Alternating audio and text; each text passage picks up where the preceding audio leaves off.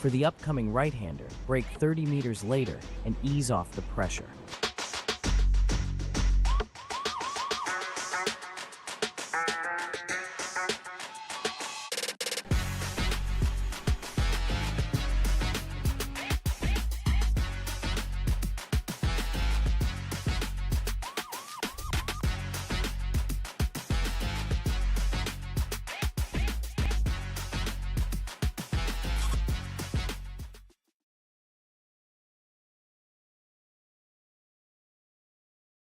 Are you spending a lot of time looking for setups and struggling for faster lap times? Are you tired of searching online for answers? Would you like to get setups, analysis and tutorials from some of the best sim racers in the world like Ralph Alla, Mitchell de Jong, Martin Krunker, Josh Rogers and many more? If so, virtualracingschool.com is the answer you've been looking for.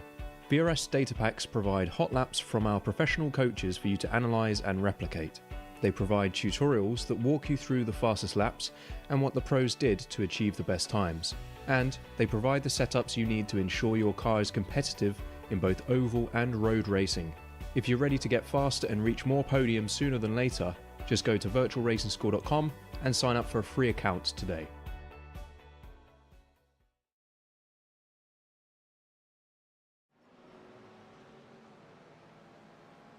Hello, good evening and welcome ladies and gentlemen to an all new season of none other than what is the Evolution Sim Racing GT3 Championship, as proudly sponsored by Trophy AI and brought to you on the premier sim racing platform available only on PC, known as iRacing. That's right ladies and gentlemen, we are back for the 8th instalment of the all-inspiring and absolutely exciting GT3 Championship, and as we go from season to season and we charge from race to race, the story of the season gets underway today with round number 1 here at the Watkins Glen International Circuit in the United States of America.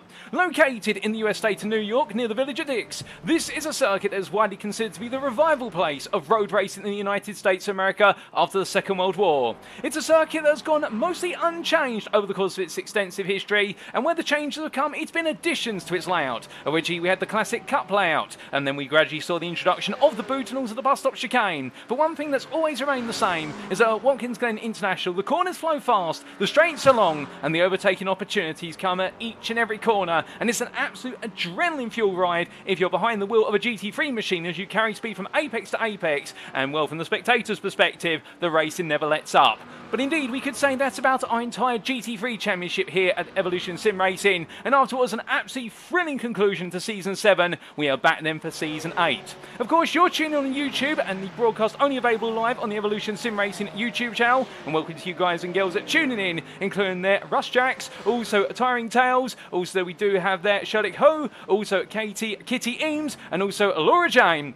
And to name just a few of you, and it's great to see so many of you here today. And the one thing about it always, of course, that you are tuning in to Split B. We have 2 splits, and Split B will be focused on both what is the Premier and the Evo classes, as we always do. And with that in mind, of course, we've got plenty of ground to cover. In the commentary booth for this season, you have myself. My name is Paul Walsh, also known as TX141, or Brit in the Spit, depending on what media you follow me on. And I will bring you all your racing action from round to round, live from circuit side. But where are my manners? I must say a big thank you on the behalf of all the Evolution Sim Racing community to our previous 2 commentators for Split B, and of course they were none other than Joe Glass and Dara Thacker, who, don't worry, they haven't gone anywhere. They've stepped up to Split A, ladies and gentlemen. So if you are looking for Split A, our premier division of racing, we'll do go to Split A, and you'll find their absolute wonderful voices there as they've taken over the helm from Chaz Draycott, and indeed they've stepped up in to the biggest shoes of them all at Evolution Sim Racing, and I'm sure they're going to absolutely nail it in the broadcast that's going on in parallel right now. And in fact, you have 2 monitors and you've got drives in both splits that you may be wanting to support. It may be worth you having one broadcast on each monitor, if you will. Well, that's not to say you shouldn't tune in to Split B today.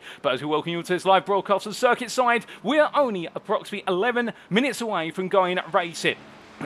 Going racing, and when we do, well, it's going to be a thriller starting off our open qualifying session of the season. But as we waltz our way then into this Watkins Glen round, well, of course, we need to talk a little bit about our season, what's on the calendar, what lies in wait, and everything in between. So how about we do exactly that? So here is our calendar for Season 8 of the Championship. We had our pre-season round last week on the 27th of March, and that was at the Red Bull Ring. There, it was 42 drivers all out there giving it their best, and it did indeed seem as though they were racing as if it was round one of the championship already. But there were a couple of key observations that we took away from the Red Bull Ring, but we'll come on to those in due course because some drivers were truly stars in their classes. From round number 1, well, we come into Watkins Glen's boot course, or the full layout to the international circuit, and we of course open up today on the 3rd of April 2025 with what is our 2x30-minute sprint race format. That's going to be the dominant format over the entirety of this season, but we also do have the return of the course of the singular 1-hour race, the feature-length long race by comparison there, which adds a little bit more of a strategic variety to it compared to the sprints that you do see over the 2x30-minute configuration. And we see the first of those feature race round in round number 2 of the championship, and that will be at the Portimao circuit in Portugal, where drivers will go absolutely charging for its elevation changes and its sweeping corners. From there, on the 17th of April, we'll make our way to Mugello in Italy for round number 3, and there it's going to be a similar configuration on the way to Portimao. And I must admit, I do get confused between the two circuits if you don't show me pictures and talk a little bit about them, for the simple reason they both are absolutely rampacking elevation changes like no other. But in Mugello, the difference will be that we'll have our 2x30 sprint race combination. And then in round number 4, we make our way to United States of America once again, and we make our way to the picturesque Wisconsin countryside circuit of Road America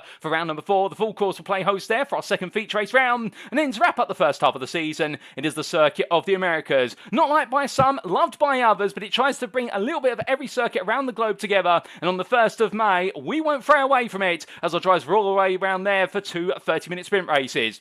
Now we're making our way to Road Atlanta to start off the second half of the season, but note there's no mid-season break, there's no breather, and that means our drivers will carry that momentum forward on the 8th of May to the roller coaster ride of road racing in the US of A, in the US state of Georgia, for a 1-hour feature race, and it'll be a wet day in France for the circuit. There's 24-hour Du Mans, also known as Le Mans in short, and our drivers will be heading there for round number 7 on the 15th of May in a double sprint race header. And then for round number 8, it'll be the Sebring International Circuit, which plays host for what will be our final feature race of the season. Our 1-hour races come to a close there at Sebring on the bumps of the old Hendricks Army Airfield on the 22nd of May. And on the 29th of May, we'll be making our way to Italy, and that's where we'll stay for the final 4 races of the championship, or the final 2 rounds. The penultimate round will be at the Ferrari home circuit at the Autodromo Enzo Edino Ferrari, but you can also refer to it as Imola if you so like, in reference to locality. And then we'll be heading to the Grand Prix circuit of the Italian Temple of Speed, and it will be the Need for Speed that concludes all of our racing on the 5th of June. Round number 10 of 10 will be at the Monza Grand Prix circuit, and that will be our sprint race finish. 2 30-minute races to bring it all to a close, like we open up today on 2 30-minute races. But of course, if we've got a championship calendar, we need some drivers. And thankfully, we've got 60 drivers who'll be taken to the grid. We'll start off with 37 drivers in the Premier class of our GT3 drivers here, and it's an absolutely ram-packed class. And we've got a number of new names. We've got a number of returning names as well. We can't quite go through all of them simply because we haven't quite got the time, and we want to see them on circuit, not on an Excel spreadsheet or indeed on a table on screen. But the key thing here is the fact that you do have the return of some big names, including your runner-up from Season 7 in the Premier class, and that was Jan Osterberg, who will be returning once again. And whilst listed there as racing for Sheep Valley Racing, that's a slight incorrect statement there. In fact, racing for Nyfors at Glasstech Racing, and the Swedish-based fibre optic equipment specialists of Nyfors are back on track for this season in their second championship campaign, and they're going to be partnering up with Glasstech Racing Limited, the racing simulator hire and technical solutions company, and you're going to be seeing not just there what will be one of our drivers in this class, but indeed 3 of our drivers across what will be the 2 teams that will be racing for Nyfors at Glasstech Racing, and that does include their Jan Osterberg, or the 2 Jans we should say, and also Klaas Vellen, who will be part of the team as well,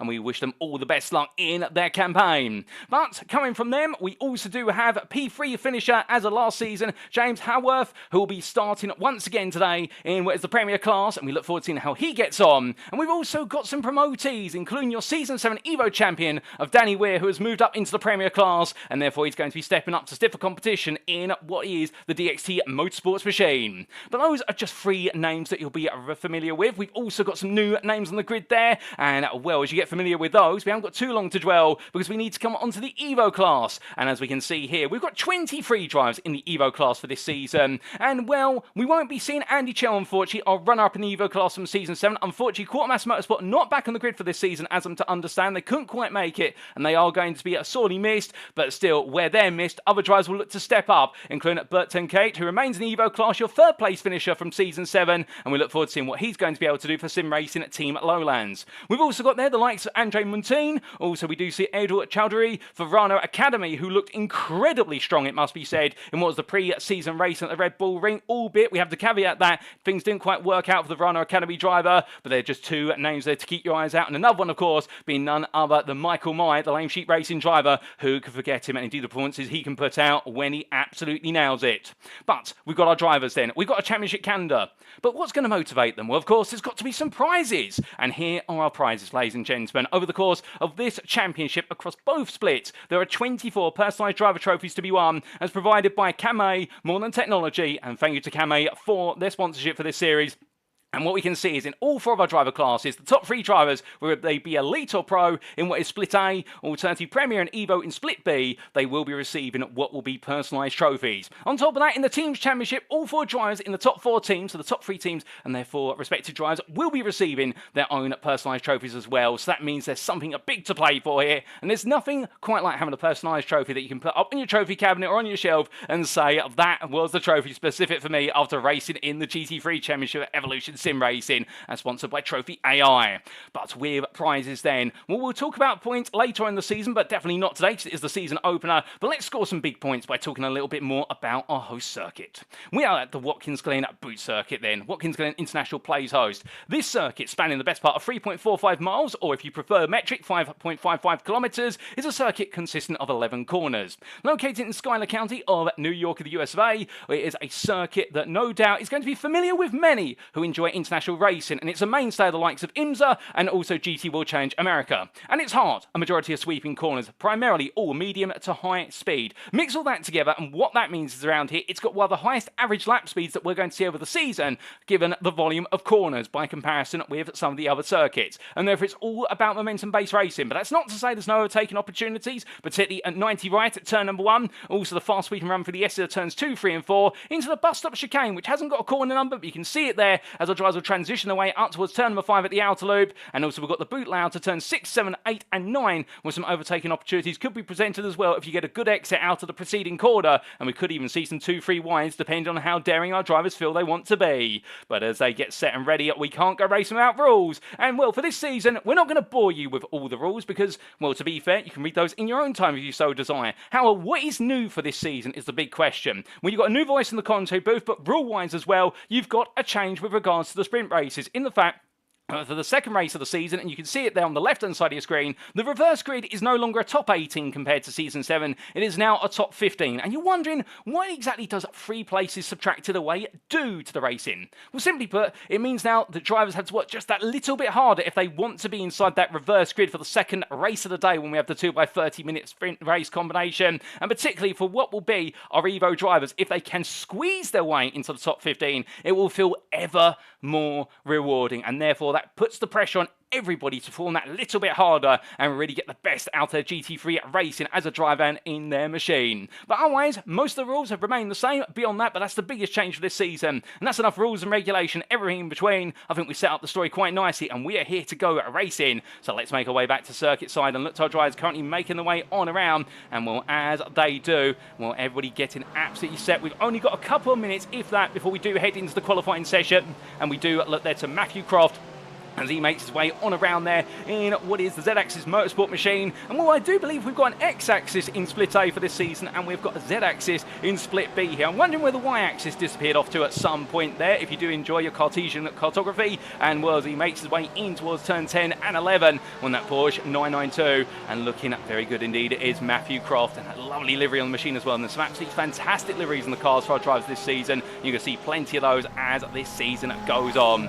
As he makes his way, powering his way then down towards what will be turn number 1, and on that romping charge where we look from a driver who is in the Premier class to one who is in the Evo class. And if you're sat there right now wondering how exactly do I know who's Premier and who's Evo, well, you can't quite tell off the cars. There's nothing particular to distinguish them necessarily, but the way you definitely can tell on the timing tell on the left hand side and also on the track map in the top right corner of your screen is the fact that those with a gold circle to them or a gold sash against them in the timing tower, those are your Premier drivers. Meanwhile, those with silver, well, you guessed it, they're your Evo drivers, and therefore that's how you tell the slight difference between them. But of course, they only score points based on what is their class finisher position, not their overall finisher position, at least in the Drivers' Championship, and therefore that does mean that for our Premier and Evo drivers, they need to negotiate each other, albeit they can't not fight each other. They can enjoy a little bit of racing, but of course there'll be a little bit more pride on the line compared to points on the line when they do. And well, as we do look to Wesley Van Rens as he makes his way over the crest of the Ferrari 296, that 6-cylinder with its wonderful turbo as well. Ferrari moving away after the 488 Evo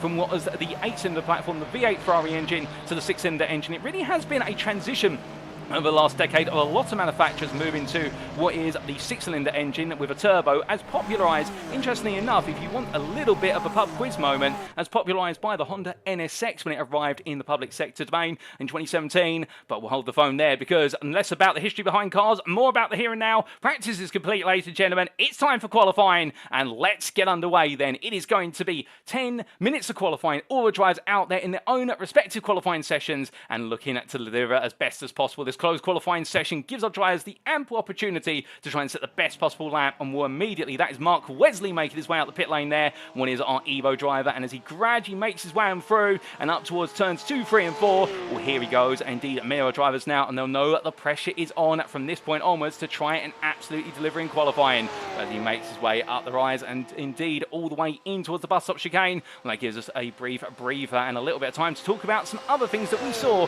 in what was the charge into this round, particularly in that pre-season. Firstly, let's come back to the man from Verano Academy who seemed to scare everybody in qualifying with regards to his performance in the Evo class. This is Adil Chowdhury, Verano Academy, in the McLaren 720S Evo GT3. Now, why did he scare everyone at the Red Bull Ring? He managed to put it on pole by an absolutely staggering margin in class by the best part of what was several attempts, and well, we had another driver who did that overall for pole as well, but Chowdhury seemed to be in a class of his own when it came to qualifying. What went wrong, however, was in the races. In both races, particularly race number 1, but also race number 2, he came up against some major instance. Race number 1, by the end of lap number 1, he was all the way down to the back of the GT3 pack, and he had to try and make a recovery drive, and that recovery drive was furthered in race number 2, and indeed he did a fantastic job with regards to that recovery drive towards the end of race number 2, and therefore that's why he's perhaps given himself the sign of being an early favourite. But a lovely looking livery there, no doubt about it. I can see Katie Eames there in what is the YouTube chat and supporting Verano Academy, and do let us know who you're cheering on, ladies and gentlemen, as we also say hello there to Podesco Dennis, also to what is, I do believe,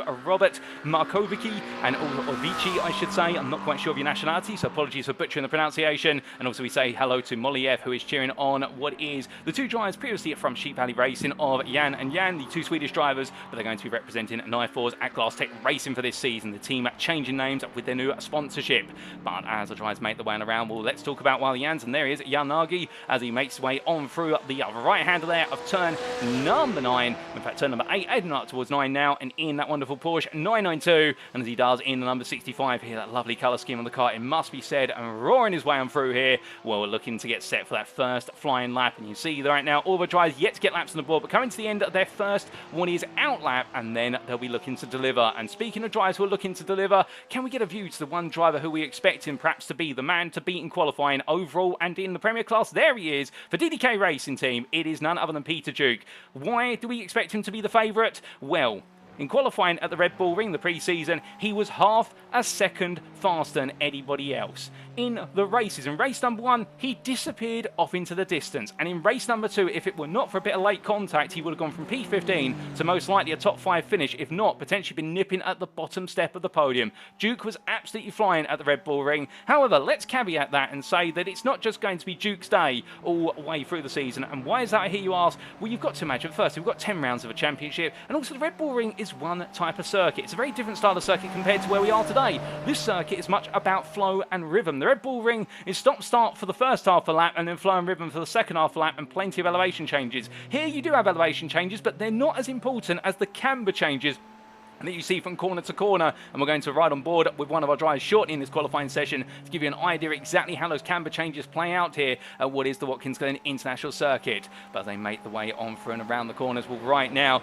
Duke heading towards the end of his first flying lap. We're going to get an absolute plethora of laps start to come in. The first lap on the board there from Wesley, a 44.774 in the Evo class, and you see the Premier class already pushing into the lower 44s. More going to come in here as Duke comes across the line as well. His first flying lap on the board, what's it going to be for Duke? It's a 44.398. 8, so 300ths faster than Bloom. And well, as he makes his way towards the end of lap number 1 into lap number 2, well, I think we're expecting a little bit more here from all of our drivers, given the fact the tyres will now start to be up to temperature, and now they'll be going go, go, go even faster all the way towards what will be the end of the second lap and onwards. But as they do, well, we need to get on board lap with one of our drivers, and we plan to do so with none other than what will be Christian Malaskov, as he heads on around there through turns 10 and 11, heading towards the end of his first flying lap, and we're going to get bored with the second flying lap the Verano Academy Porsche 992 driver delivers, as we jump inside the car then and listen to the wonderful roar of what is that flat 6-cylinder engine as he makes his way down towards turn 1.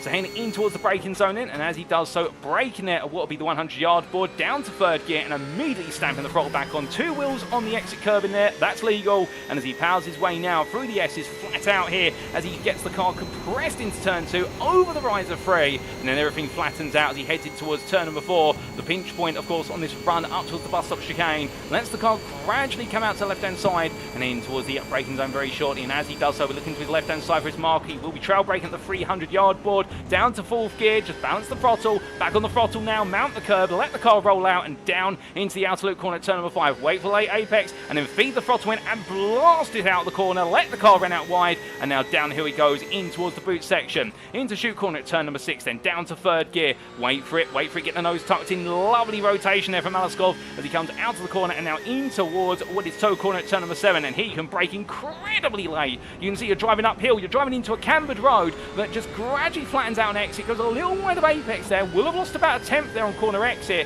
but still it's carrying the momentum that's important. He's doing exactly that as he heads down the back straight in towards hill corner at turn number 8, onto the brakes there about 150 yards, down to 3rd gear, back on the throttle, lets the car roll out, now heading up the hill into turn 9, the trickiest corner of them all arguably. Because what you'll notice is he's making his way back onto the classic course, and there's a bit of a hidden road surface transition there, and that can kick the rear of the car out if you're not careful. But up into 4th gear then to turns 10 and 11. Into 5th as he heads in towards turn number 10, carrying a bit of speed there now into 11. We'll have to go on the brakes here as he goes onto the anchors down to 4th gear, mounts the curb and lets it roll out, get nice and close to the exit wall there, just pinch the car to the wall. It's a smooth lap from Malaskov, but how good is it going to be as he makes his way towards the timeline he was in P15 in the Premier class? He moves up to P12 there, and it's a 44.818, a nice lap there, and well, I can imagine the 107 driver will feel as though that lap will do him good, and he can potentially push a little bit further on, because look at the delta in the laps right now. And Gordon Howes, who wasn't at the pre-season test, well, as far as my memory serves, but to be fair, there's so many drivers out there, I was absolutely overwhelmed seeing so many drivers in presence of the Austrian circuit. But right now, Howes is faster than Duke by 1,000th. That is the tiniest margin you can possibly have, or at least that we can register on our stopwatches here. You can probably go to 10,000ths if you try. We haven't got an accurate enough calculator or stopwatch for that. But Howes is literally on what is provisional pole by 1,000ths over Duke, with none other than Ricardo Luis Piera, a further what is 25,000ths behind. And that is how close it is in the top 3 of the Premier class right now, within a further 3 tenths to Sheesby in P4. Meanwhile, in what is the Evo class, well, we talked about him being dominant at Red Bull Ring qualifying, and he's doing that right now, but not being dominant, only half a tenth if that, to what is Steve Rubino. But the thing is, for Adil Chowdhury, he does have 3 Premier drives between himself and Rubino, and well, Chowdhury would line up P9 overall right now, whereas Rubino would line up P13 if things finish as they currently stand, so therefore the confidence will be growing that he could potentially make this work to his advantage. But the drivers make the way on around and down towards turn number 1. Well, right now, Adil Chowdhury just trying to get a little bit more time out there if he can, perhaps maximise what he's got. We've still got some drivers yet to get some laps in, and we'll speaking of drivers right now yet to get their laps in, or laps they'll be too happy with, well, Ross Norsworthy here in the Ferrari 296, all the way down P22 in the Premier class, and we're still trying to find a bit more time before all is said and done, and roaring his way on towards what will be and turn number 8 once again here, and well, it's not looking to be a happy day in the Ferrari right now. Now, we have got a wide mixture of cars up towards the front of the field, with it being a McLaren that's currently the overall pole sitter, with then 2 Acuras followed up by a Porsche and Acura, then a Ferrari, and then a Ford Mustang, and that's Haworth's Mustang in P7 currently, so therefore it is a bit of a circuit where it can lend itself to a whole variety of cars, and really this is more about the driver and being able to carry the speed from apex to apex, rather than potentially having the right car for the situation. You will see some cars on the balance of performance be a little bit stronger from circuit to circuit. But here, at least at Watkins Glen, it's all about carrying that speed. And we're seeing Norsworthy right now having a bit of a struggle by comparison, albeit he crosses the line, doesn't improve from P23 right now, so therefore still more to do for Norsworthy, and it's not working out right now at all. But as time continues to trickle away here, we haven't got long left in this qualifying session. Well, meanwhile, we do look to Klaas Velen, and Velen in the Lamborghini Huracan Evo, one of a very limited number of drivers going with what is the wonderful Italian machine with, of course, that Audi V10 engine. That V10 engine that's gradually being retired over the course of time now, albeit Audi still providing customer support to its race teams in reality. However, we are seeing the Audi R8 Evo 2 gradually phase out of existence to be a customer car, and with it we can imagine that the power plant for the Huracan Evo will also do so as he bounces his way there over the bus stop chicane entry. You see the car just leaping as he makes way on through, but completely composed, as cool as a cucumber, as he's demoted from P10 to P11 by an improvement from Sheesby, and Sheesby moving up to P6 down to 44.590. And well, all these qualifying times right now, they are incredibly close between our drivers, and well, that does mean that we are in for a very exciting race, no doubt about it. An exciting pair race, I should say, because anything is possible before they reach that checker flag, and it normally does happen. And well, as Wellen makes his way out of what is turn number 7 and down that back stretch, I believe he will get this final lap in, unless I'm mistaken, as the clock's about to strike 10 minutes. And with that, we'll gradually start to see the qualifying session head towards its closing stages. Albeit I think we do have what is another 5 minutes left, but our drivers, oh, going to be a long run out there from what is Wellen, going very wide out the corner. And as he does so, that will invalidate the lap. And well, will he get another opportunity? My gut feeling says no, he won't, because they're only allowed 4 flying laps plus the out lap, and Velen was on his final lap, so therefore this is not an improvement from Velen, and he will have to put it in the pit lane. As meanwhile, we see Miller going quite slowly here and done his final lap. Grant Miller, he's P4 in the Evo class, so happy with that. And I believe Liam Fraser's got one more lap in the tank here in the Mercedes AMG. And let's just jump on board, because you know what we want to hear, and it's that lovely V8 engine.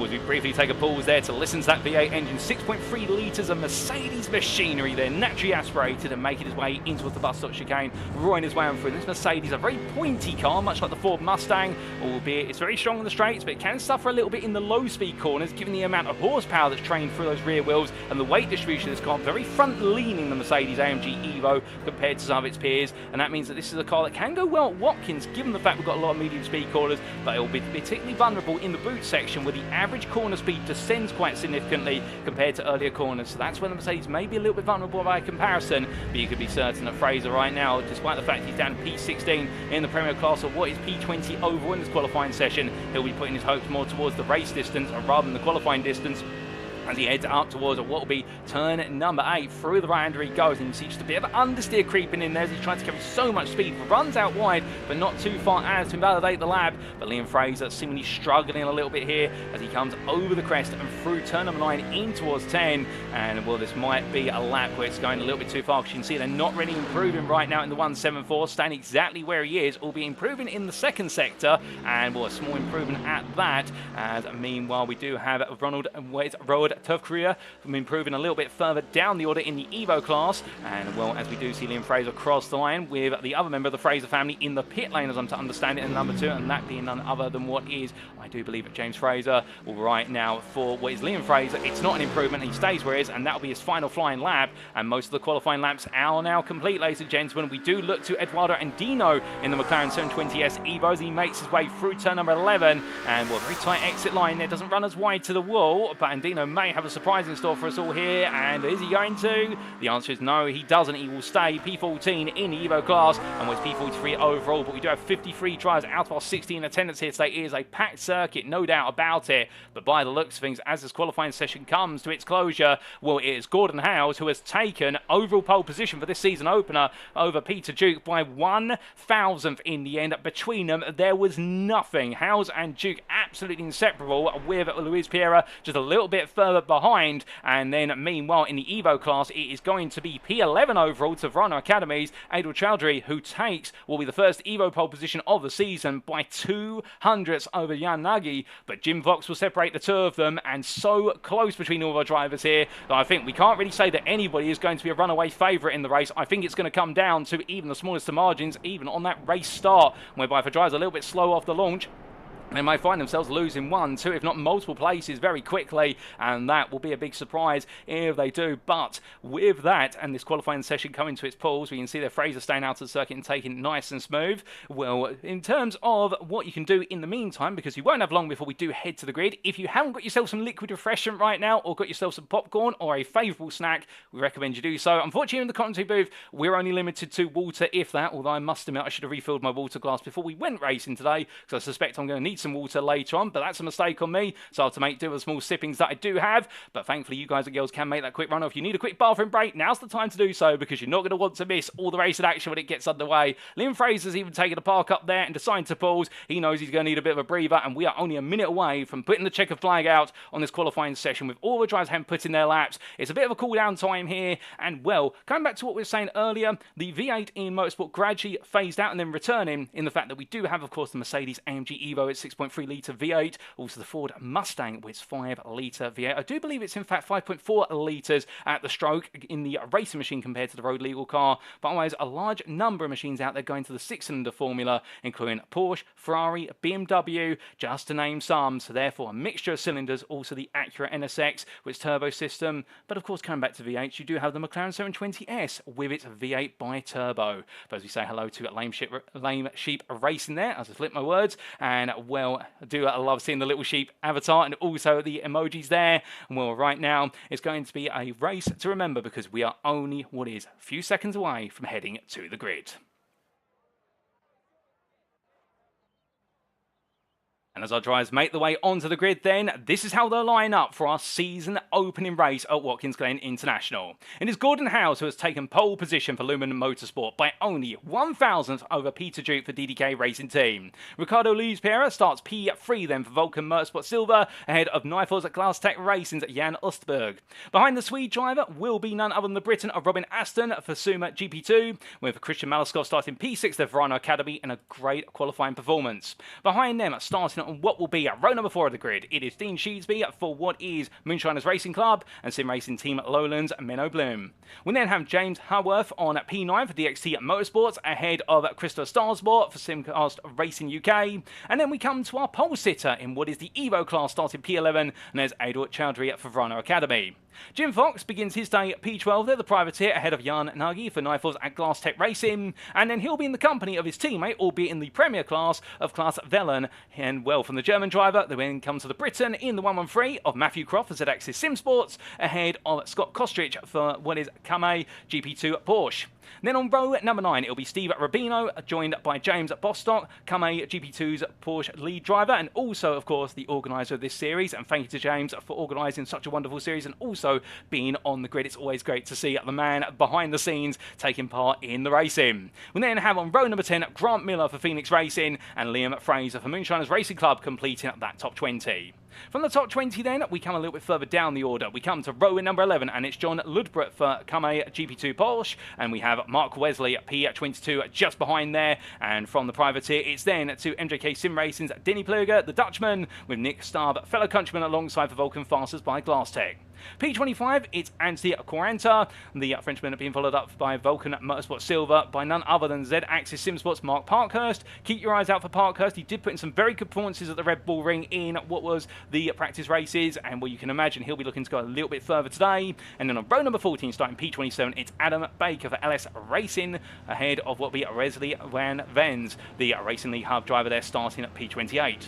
Completing your top 30 is Stuart Rice, the privateer, ahead of DXT Motorsports Rob McKee. McKee having a difficult qualifying session. We would expect him to be a bit further up the order in the 117. And then we do have Craig Tillerson for Verano Academy, started P31 ahead of Ros Norsworthy. Well, we heard about his difficult story in qualifying. We got to see it live for the Simcast Racing UK driver. And then Owen Seward started P33 for DXT Motorsports ahead of Moonshiners Racing Club's Rob Gregg. And keep your eyes out for Greg. He was also one of the big stars in what was the Evo class at the Red Bull Ring. But behind them will be the combination of Burton Kate for Sim Racing Team Lowlands and Mark DeVries for Sim Racing Team Lowlands, his teammate.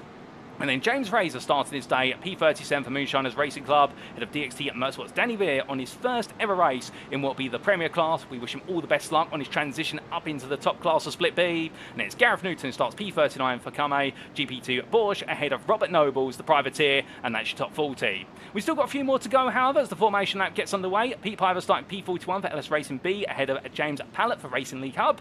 And then we have on row number 22, Eduardo and Dino ahead of Andre Montine for ZX's Sim Sports, with the MJ Kia Racing driver Martin Koch starting at P45 ahead of Sander Tabbers. Watch out for the flying Corvette there, the Z06. And from the Dutchman, we then come to fellow countryman Roald Turkofua, and we can see there for MJK Sim Racing ahead of Daniel Paul for Flatline Racing. Jordan Sev Smith and Dale Williams, the Vulcan Fasteners by Glasstech Racing driver, completing your top 15. And then on the final full rider grid, 51 and 52 in terms of their positions, Dean Sargent for Flatline Racing and DXT Motorsport Sean Clark. And last but not least, P53 out of 53 starters for DXT Motorsports, it's Alex Boniface. So 53 drivers on this grid, ladies and gentlemen. It is an absolutely packed grid, no doubt about it. And well, as they all make their way around right now, we are not long away from seeing the first green flag of the day and indeed of the entire season. And well, as we get a little bit closer, and indeed right on board here with your pole sitter, Gordon Howes, the road looks very clear in front of him. However, will it be that clear come the end of lap number 1, or will he find himself with Duke alongside still behind or perhaps ahead?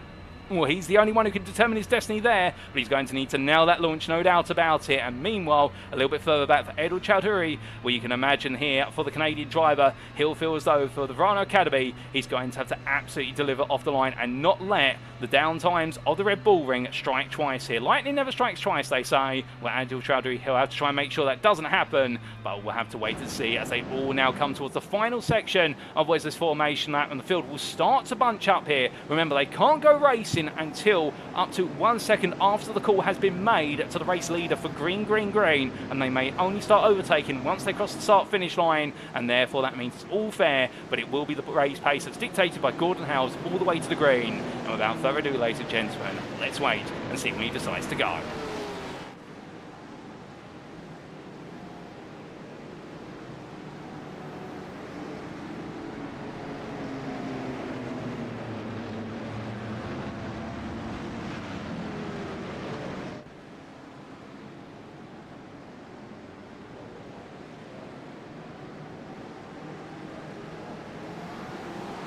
And it's go, go, go, and Season 8 of Evolution Sim Race's GT3 Championship gets underway here at Watkins Glen for Split B. An interesting start with Peter Duke getting the jump on Gordon Howes. Was that legal or not? I'm not quite sure, but what I do know is as the field now filters its way on through the opening few corners, everyone immediately on the attack here as best they possibly can be, as they all head up towards turns 2. Oh my good lord, and 2 cars going straight on, and I believe that's Dale Williams in one of those cars that's decided to go for a trip across the grass and into what was the exit of turn number 1. We'll have to take a look back at that when we can. But meanwhile, looking to the front of the field, well, Peter Duke's got the launch off the line, and meanwhile there's been a big instant further behind as it's all tears there coming up through what is turns 3 and 4, and oh my goodness, that is an absolute nightmare that's occurred further back, and the field just gradually trying to marshal its way through. We've got a lot to try and dissect here on what is the opening lap in terms of replays, and that's going to heavily affect the field, but most drivers now getting themselves out of the way and back up to speed. But as they do so, well, meanwhile, let's come back to what is the front of the field, as Gordon Howes right now trying to get, well, in fact, he's got back into Peter Duke. I think Duke might have given the place up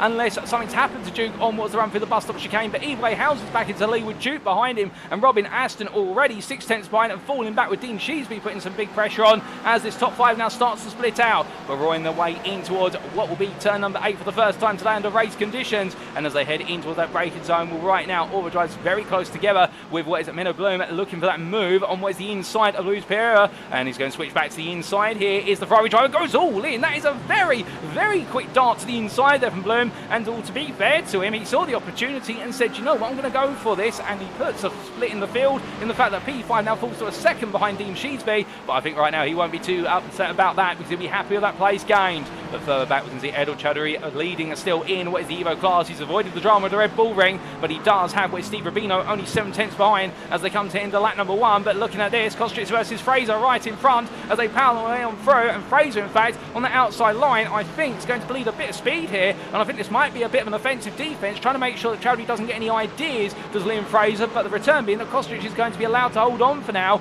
But hold up a second as the Mercedes now opens up the taps as they make the way out through turns 2, 3 and 4, and as they power the way up the hill It's going to be an absolute roaring score near, all the way in towards what is turn number 5, albeit they've got the bus stop chicane before that as they make the way on through. Well, it's going to be too wide here, and well, it's going to be defensive Kostrich all the way in towards the break-ins over the bus stop chicane. The Mercedes tucks back in the end and decides there's no way through, but all this fighting is doing is, of course, is pushing them further back, and it's enabling Chowdhury and Rubino to get very close together, and that's going to lead to some brilliant racing a bit later on, we suspect, as they roar their way in towards what will be at turn number 6. But coming into that braking zone, and Kostrich still going as defensive as he possibly can, with Fraser trying to look one way, then the other. Can't go right, and taps the rear of Kostrich's car, gets too close to the corner exit, and that is going to cost Fraser all momentum, and Chowdhury gets on the inside as being, well, it's too wide there between Rubino and Stubbe. Stubbe trying to go round the outside, Nick Stubbe in the Mercedes, I think getting a little bit frustrated in the fact that he can see a number of Premier drives right in front of him, but he's got his Evo drives between himself and his rivals, and therefore can't quite find a way through at this time, as meanwhile Chowdhury up the inside of Kostrich.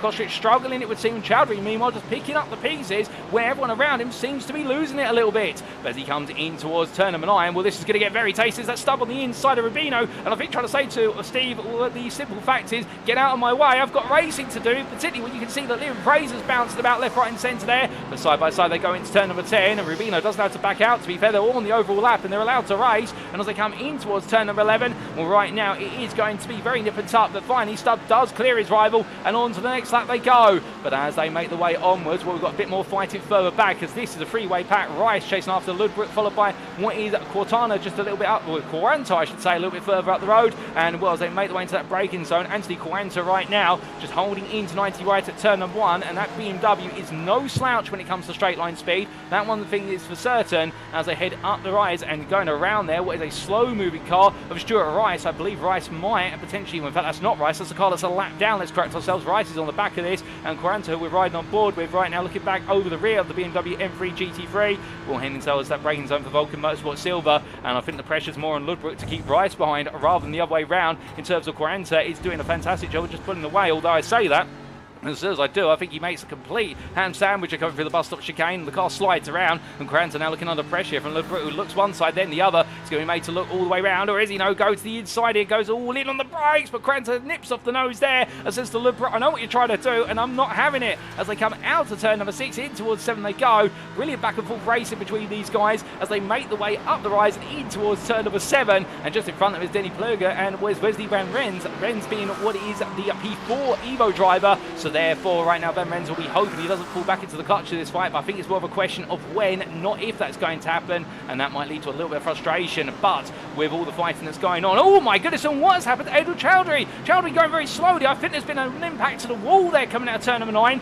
and the curse of leading the Evo car strikes again for the Rana Academy driver, and well, as he brings it back together, we definitely need to try and dissect some of the things that have happened over the course of what have been this opening couple of laps now, as Ludbrook battling with Quaranta on the inside end to 10, be on the outside to 11, but I think Quaranta's going to lose out the momentum on that inside line. It's a tap to the wall there for Ludbrook, but it's just a light scratch if that, and therefore they will exchange places. The car into the pit lane there, and I believe that is one of our lap down Acuras, but here comes Quaranta looking up the inside of Ludbrook into turn 1. Ludbrook gives him a little bit of breathing room, but no more than that as they make their way out of the corner, and with all this fighting going on, or you'd imagine we're watching the leaders. We're not at all, we're watching a battle for P17, but we'll come to the leaders very shortly because they get very close as well. In fact, we need to come to the leaders now. Oh my good lord, and what exactly has happened here? That's Howes going around the outside of Duke. Duke had got back ahead, but it looks like Duke's had an absolute nightmare at the bus stop chicane, and well, as he rejoins, that's Robin Aston who's now getting ahead as a result. So Howes is back into lead, Aston's P2, and then Duke is in P3 with Luis Piera in P4 just behind, and Jan Österberg at P5, the Swede, on the attack now with James Haworth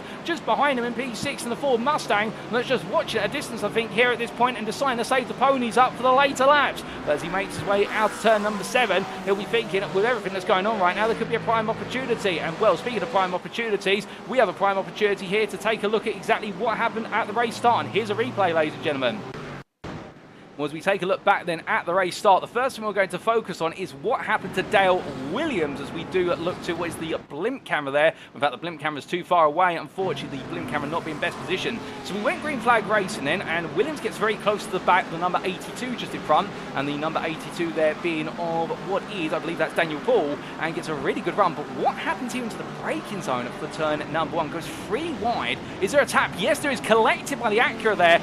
takes the Porsche with him, goes straight on, almost taps through that McLaren, and well, for Williams, it was a very quick end to the race, I believe. I'm not quite sure who the other car was, but Dale Williams being caught up in that, and then subsequently, we had a huge incident coming into what was the run of turns 3 and 4. I think the field will coming in here. We're going to have to try and take a look back at exactly what happened there to trigger that off, but we're seeing the aftermath of it, and well, we'll try and understand that very shortly in terms of what happened. And in fact, I think we can take a look from James Bostock's perspective as to what happened. In fact, he was collected midway through, so it all seemed to start around Bostock, and in the end, a car coming back into his path. I think that Grant Miller might have been caught up in what was that calamity, and everyone else had feed it through and try to squeeze through the gap. Some drivers having to slam on the brakes at that point, but Bostock being caught up much like many other drivers. Well, we can't dwell on it for too long, but what we must do very quickly is take a look back at what happened to Duke only moments ago, and how Gordon Howe's got back ahead. So this comes on to lap number 4 now, and this was into the bus stop chicane, and I believe for Duke, he goes off camera, he goes deep in the end, he just carries too much speed, takes rallycross, and meanwhile, car going around there, and that was, I believe, a car that was a lap down that went for a spin,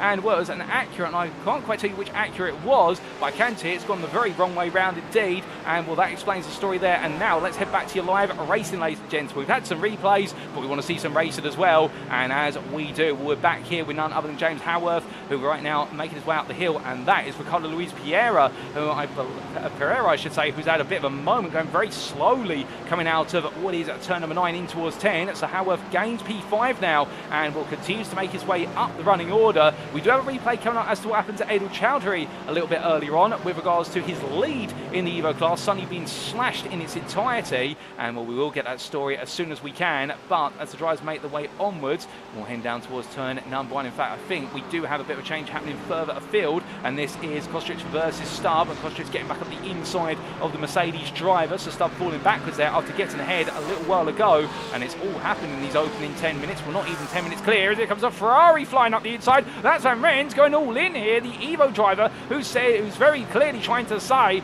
to what is his premier rivals in front, if you guys aren't going to get a move on, I'm going to find a way past you, because I've got Mark Wesley 3 seconds up the road, and I kind of want to race him for second place. So right now, Van Ren's getting very eager to make some progress, but I think that progress is going to just only gradually come as they make the way past the stationary camera in that curve. You just sense the speed there, Karen, because you can see everyone running nose to tail right now in the rear of the pictures, where you can see the BMW of Quaranta under pressure from Ludbrook, and will these guys go on through at the A-OK? Does Ludbrook look for the move? No, he doesn't. Quaranta and Ludbrook battling each other back and forth, and really forming an early rivalry in this championship as they come on down through turn number 5. But we're on the way on through, and they will separate for a brief moment, and we take a look back very quickly at what happened to Adil Chowdhury on what was lap number 3, I do believe, and here is the replay. And this was from the lead of the Evo class. I think, in fact, this was a little bit before the incident, unless I'm mistaken. So this was a free wide moment heading in towards the bus stop chicane. Well, that's a bit of a hair raise, and in the end, a Mercedes driver in what was the rightmost portion of the picture, backing off. So Chowdhury surviving that, and then a little bit later on, it all went wrong, and this was with regards to down into turn number 8. So here's the instant as he made his way into the braking zone. What happens to the McLaren driver? That was, I believe, the one for, oh goodness me, a tap to the rear, and that was the car of what was, I believe, Liam Fraser, just tapping Chowdhury on the back there as he came through. Chowdhury was a little bit out of line in terms of the rear of the car did snap loose, and I think that caught Fraser by surprise, but that explains what happened to Chowdhury in order for him to drop out the lead of the Evo class. But we come back to your live pictures, he's gone into the pit lane since that and has repaired the car, and well, as we're back to live racing now, we come back to your P3 driver of Peter Duke, and well, Duke makes his way up the rise, Jens Stubbe behind, and also Haworth, and well, Haworth right now in that Ford Mustang, doing what the Mustang does best, and that is deploying the true force of American V8 as he tries to get to the inside there of Wittelsberg in towards turn number 4A, and that is into the bus stop chicane, but he can't quite find it, and Wittelsberg just covers him off there as Peter Duke leads this trio through for the final spot on the overall and what is the Premier podium. But there's still more to come between them, and no doubt about it, but these three pushing each other to the absolute limit right now. There's plenty of battles going on elsewhere as well, but you can see that quick dive to the inside of Wittelsberg, trying to look for that opportunity. He can't quite find it at this time as we ride aboard, looking down over the front of the DXT Motorsports car, and well, as we do, wonderful camera angle there as Duke gets defensive. That causes Wittelsberg to go very deep into the corner, and as they come on through, well, Duke, they're absolutely trying to make that Acura as wide as possible, and we'll go into the inside there down towards turn number 8. The gloves are off already. Haworth looks in the middle of the road and says, do I go for the Moses manoeuvre? No, it's not worth it right now, given the fact we're not even halfway through the distance, and Duke has to go defensive again, coming up through 8 in towards 9, and as they make the way over the hill, Wurstberg on the inside uses the stronger brakes of the Porsche and says, fine, I'll do it the hard way, and does it at the corner. You don't overtake at turn number 9, and Janusberg up into P3. I think Duke might have a little bit of damage to the car given his excursion at the bus stop chicane a couple of laps ago. Alternatively, he's just struggling with tyres ever since that moment. But either way, Wurstberg right now absolutely flying into the wall there as well. As soon as I say it, he makes contact there, and that looked absolutely savage on the left-hand side suspension, and hopefully he hasn't knocked the steering out of alignment, because if so, that might be a quick trip to the pits the next time he comes around to complete this lap. But right now, these drivers all pushing each other to the absolute limit, and however, at this point now looking at this, thinking, okay, the Acura's fallen to the Porsche, surely now I've got an opportunity to go through here, as he immediately pulls out the toe there coming through the S's. He doesn't want to get too much of an overspeed too early, but now he'll be in the double draft here, and he can start to leverage that top gear in that Ford Mustang, and that'll give him the opportunity to look around the outside here. But they're going to fan 3 wide as they head into the bus stop, but in the end they all settle it on down. But Wurstberg there just playing his bets, which is the Duke wasn't going to fully commit, and Haworth by comparison now just tucking back in the 154, looking around the outside here. Can he carry the momentum? Unfortunately he can't. Front engine rear wheel drive versus mid engine rear wheel drive, he's always going to have a rotational disadvantage in medium to high speed corners, and Haworth as a result has to stay behind with Ricardo Luis Pereira and Jim Fox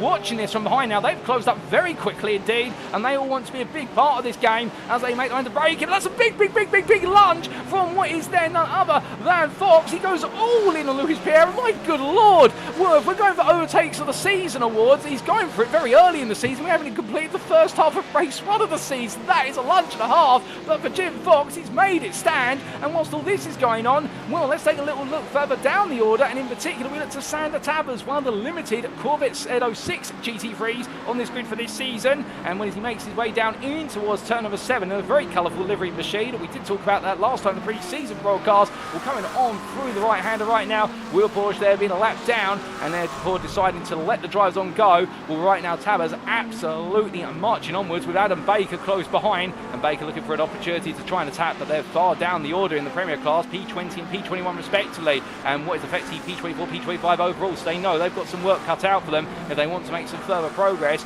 But as they head onwards towards the next set of quarters, well, right now it does look as though here they're going to try and work together in order just to seemingly make the way further and further up the running order. Meanwhile, further back, 2 drivers here in the Premier class who are all the way down outside the top 30. This is Stubbe versus Croft. They're battling for P30 overall, and well, it's Stubbe right now looking one side, then the other. Can't quite find it as Grant enters into the pit lane to look at my content booth window. I think that BMW M4 does have some damage on it, and they're going to have to do some repair work, some emergency repair work. And well, right now Stubbe falling backwards a little bit more as we look back to Ros Norris, where we're having a very quiet race at the moment. He has gained 1 place in class since the start, but lost 1 place overall. But right for Norsworthy, this Ferrari 296 just doesn't seem to be going forward fast. If anything, he seems to be stationary. But to be fair, he can turn the laps, he can gain the experience, and he can always take that experience into the next race of the day, if not the next round. There's always a point of finishing races for the simple reason you may have a bad day today, but all that experience can build up to a better day tomorrow. But speaking of things here today, right now, and enjoying being right in the experience, that is Rob McKee.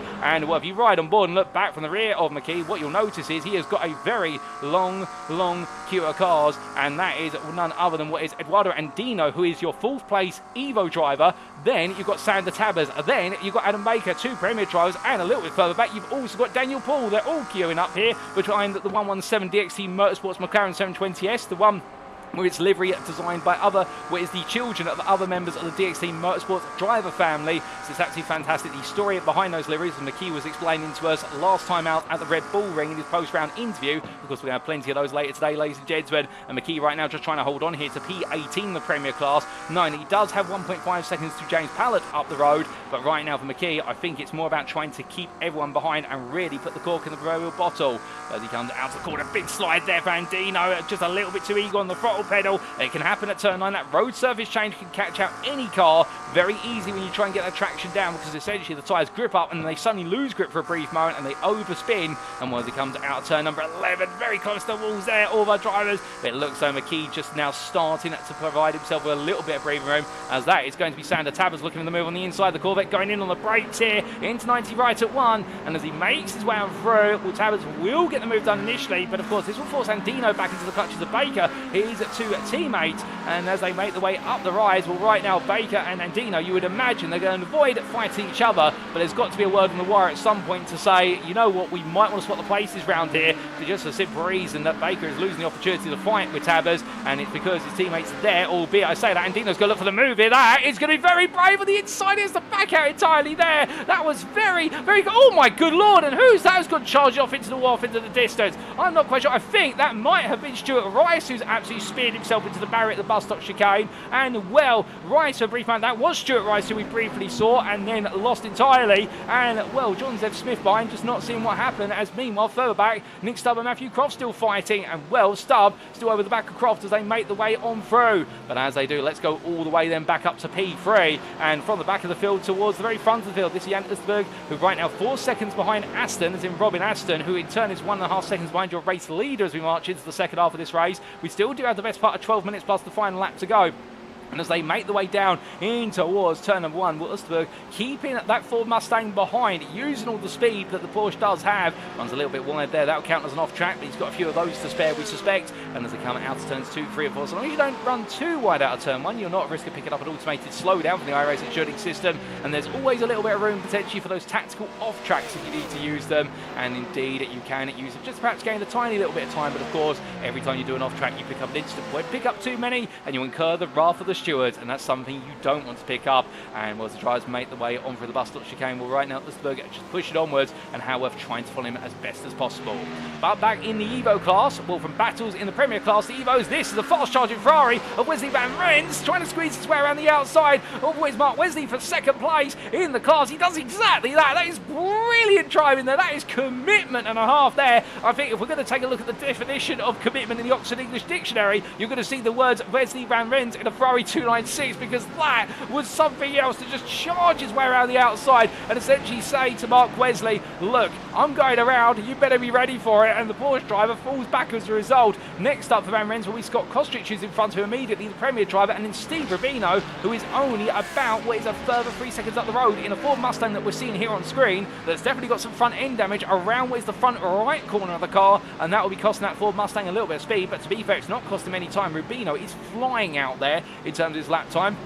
And the only drivers who are faster than him currently are with the top 5 overall. So Rubino is absolutely delivering the laps. Well, he's got nobody to fight with, to be fair, but sometimes it's the best place to be when you're not fighting and you haven't got the tow either. You can see a little bit further back the long queue of cars. But from them, we come back to the battle for P3 overall and in the Premier class. And here we go then. Østberg defending to the inside. Haworth looking all the way around the outside as they come off of the turn 1 apex. Haworth will have the greater run here up the hill. They will go too wide into turn 2. Into the SS does Haworth back out and try to pick up the overspeed. He almost doesn't. I think he doesn't know what to do here. And I think for James Haworth, if he just backed up a tiny bit there, he would have had the stronger run. That's not to say he can't go for this here, but you can imagine, I think he thought as though he had enough momentum to get to the inside of 3, but he didn't, and that has stopped him from being able to carry this move forward. So therefore he's going to have to wait his turn, but of course he'll have some more laps to do so, but those laps will gradually run out as we look behind to see the Verano Academy driver of Christian Malaskov making his way up through the bus stop chicane, tucked in behind Ricardo Luis Pereira, and well, the Acura driver carrying on only half a second up the road, and Malaskov has lost 2 places overall and in class since the start of the race.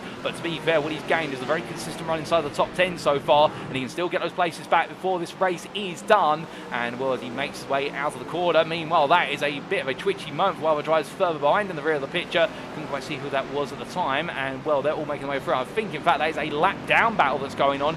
Yes, it is, and that is Edward Chowdhury ahead of Grant Miller now, but he's trying to. They're fighting over P10 in the Evo class, a lap down. Both of these drivers end up being victims of what was early race incidents, and right now for Grant Miller in the Ford Mustang on the right of your picture, he's going to try and hang around the outside of the McLaren. This is the corner that called Chowdhury out, where he got tapped on the rear by Fraser, the being, I believe, was Liam Fraser at the time, and as they make the way in towards turn number 9, well, right now for Chowdhury, still fighting there, brilliant side by side, great respect being shown, albeit the McLaren driver does have that outside run, and when you're on the outside of turn 9, you've got all the room to put the throttle down. Grant Miller, meanwhile, having to back out there in the Ford Mustang, and it not working out. But with that, we have had an incident for Mark Wesley off camera, and Wesley has had to be towed to the pit. He was running in P3 in the Evo class, and well, it's a quick news flash, and here it is as to what happened to Mark Wesley only moments ago. In fact, as he makes it out the pit lane, I think he's had to come into the pits for damage, and well, we're not quite sure. In fact, he had to come to a stop there on pit lane exit. There's something wrong with the car, and for Mark Wesley, his days would go from good to bad to disastrous. But that's, of course, race number 1, so we come back to the live racing here, and from a lap down driver to a lead lap driver, that is James Haworth going up the inside of Jennersburg into the bus stop chicane, and he's going to take P3 overall there, and will Jennersburg be able to come back at him? We'll have to see. But as they roll the way on down through turn number 5 and ease towards 6, well, right now the 154 driver will be very happy with that, and 9 the race is coming his way, and we'll get a replay of that move shortly. But first, we've got to see a similar move being attempted here by what is John Ludbrook on the inside of Pete Piver. The McLaren driver there, Piver, lose now, and Ludbrook finally find their way through. And will that Porsche, definitely the way he's got that set up, I think it's set up for straight line speed, because he hasn't been as strong in the corners, but he's definitely been lightning fast on the run from turn 1 to the bus stop chicane. And we can set a car up any way you so desire in the end, even if it goes against the natural grain of the car. But definitely Ludbrook invested a little bit of straight line speed, and it's paying dividends. He's up in the P16 overall and what is P14 in the Premier class. But with that, we need to come back to exactly how James Haworth made his way past Duisburg, and here we go for P3 overall. And this was the run out of turn number 1, a better run out the corner, but of course it would be a drag race here, trying to go to the inside into turn 2. This time he got to the inside, but of course now he's got to lift off a little bit into turn 3 here to avoid the wall and respect the fact that the car is inside. But once you've got here to turn 4, you're on the inside, you've got your nose ahead, you're only going one way at this point, and that is into the lead of this battle. And James Haworth there just committed to the bit. It didn't work on the previous lap, he didn't know whether to commit the car or not, but that time it worked out. And this time, as we return to your live racing pictures, we will see him coming on around in P3 as he makes his way up the hill. But you can see Usberg and Fox behind. Jim Fox now started to close on what is the second of the Porsches inside the top 5 pack, and Usberg under a little bit of pressure as they head onwards towards what will be the bus stop chicane. Will Fox look for a move here? I wonder whether Usberg has just taken a lot out of his tyres in trying to keep Haworth behind for so long, and if so, that might have just cost him a bit of momentum. But from them, we look back to Christian Malaskov, who does have a fast charging Ferrari behind it of Christoph Starsmore,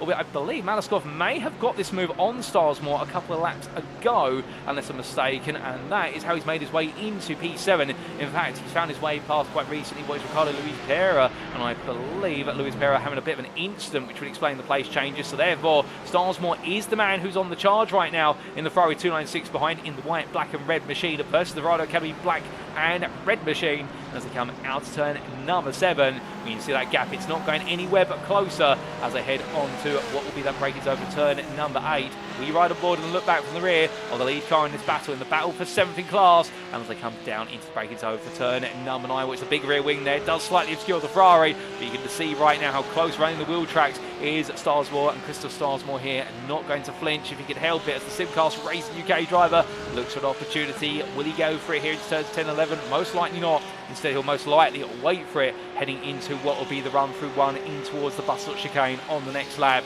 And with 5 minutes of racing left, plus that final lap for what will be this first sprint race of the day, we can imagine right now that Christoph Starsmore feels those opportunities. Malaskov immediately there, the Romanian driver pulls to the inside. He knows that Ferrari's got a lot of momentum. He doesn't want Starsmore getting alongside him into turn 1. He's worried that Ferrari will just blast away. They both run wide there. They're both trying to carry as much speed, both use the tactical off track in order to carry momentum. And Malaskov in the end, it does help a little bit more. The Ferrari didn't seem to settle as well coming down off the curbs onto the tarmac of 2, and as they make the way through 4, right now Starsmore not close enough here to capitalise. We know that Ferrari's got a very long 5th gear and an even longer 6th gear, and therefore it does struggle outside of being in the slipstream, but it does seem as though Starsmore just not picking up the right one, and as a result Malaskov feeling safe for now and doing everything right here to hold on to this position. But coming all around, well, from them up the inside and further up the road is Jim Fox on the inside of Österberg as they make the way down through turn number 6 in towards 7. So that's another place gained for 148 driver. And right now Fox will try and chase down the final spot on the podium.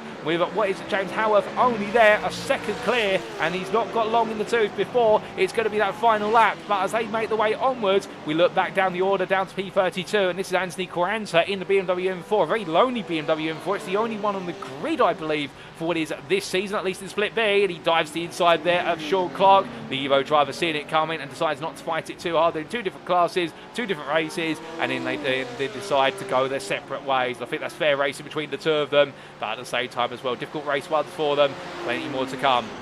And meanwhile, speaking of difficult race ones, well, this is a difficult race one that's not over yet, because Eduardo Andino in the McLaren 720S is under pressure from Daniel Paul, and Paul has gradually made his way up the running order over the course of the race distance. We ride on board here with the number 82 driver, and credit where it's due to the Flatline Racing driver. Obviously, we had the major incident through turns 2 through to 4 on the open lap, and Paul gained a lot of place there as a result of that by just simply steering clear of the danger, but sometimes that's what you've got to do. But Paul has been showing stronger pace under race conditions compared to qualifying. Qualified, he's 17 in Evo, started all the way down in P48, but right now fighting for the final spot of the Evo podium here in a Porsche that's very much coming alive. And you can see, look at the momentum he's carrying out the corners. A bit too much momentum there perhaps at turn 10, perhaps getting a little bit eager, but right now Daniel Paul is really on charge. Paul ran out of turn 11. I think they're just carrying too much speed through 10 and didn't know where to sight the car for what was the run into turn 11, but these mistakes, that's what they learn from. And Steve Rubino's into the pit lane. Rubino's in, and with what is Rubino into the pit lane, there he is coming out. He's taken a fast repair. I suspect some damage was picked up on the car, and in the end he's had to repair it through further damage to the car, and Rubino relinquishes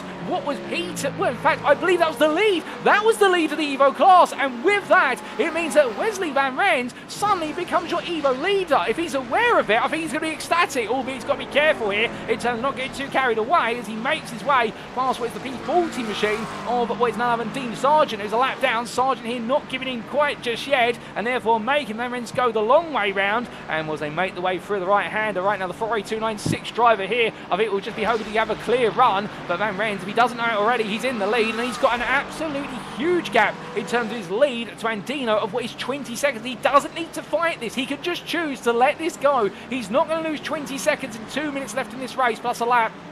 Albeit, I don't think he's aware of his situation right now, and that's credit. To be fair, these drivers have to balance so much in the car that you can understand why. We can backseat drive them in the commentating booth, or indeed in which your armchair or sat at your PC right now, but they won't know it, and therefore they've got to try and work it all out themselves as they make the way through turn 10 and in towards 11. But Van Rens could suddenly surprise himself by taking victory. But coming from him to what is a Ford GT, or Ford Mustang, I should say, a Mustang GT that's trying to hold on to the final oval podium and what is a premier podium spot, where it's Haworth versus Fox as they power their way on down towards the bus stop chicane, and Osterberg has been dropped to what is 1.7 seconds back. There you can see him in the rear of the picture, but Haworth meanwhile, well, Fox has closed up very rapidly after making his way past the Swede, and right now Fox is on the attack. And well, normally foxes in terms of animals are considered to be quite full of cunning and guile, but I can tell you one thing right now, for Jim Fox, he's absolutely flying out there at Watkins Glen. You can see it, look at the body language of the car. In fact, he's tucked right into the rear wing. Always Haworth, and normally that's a lot of dirty air, but for Fox, it's just simply, you know what, I can just go faster and faster than this Mustang as they make the way around through the corner. We ride on board here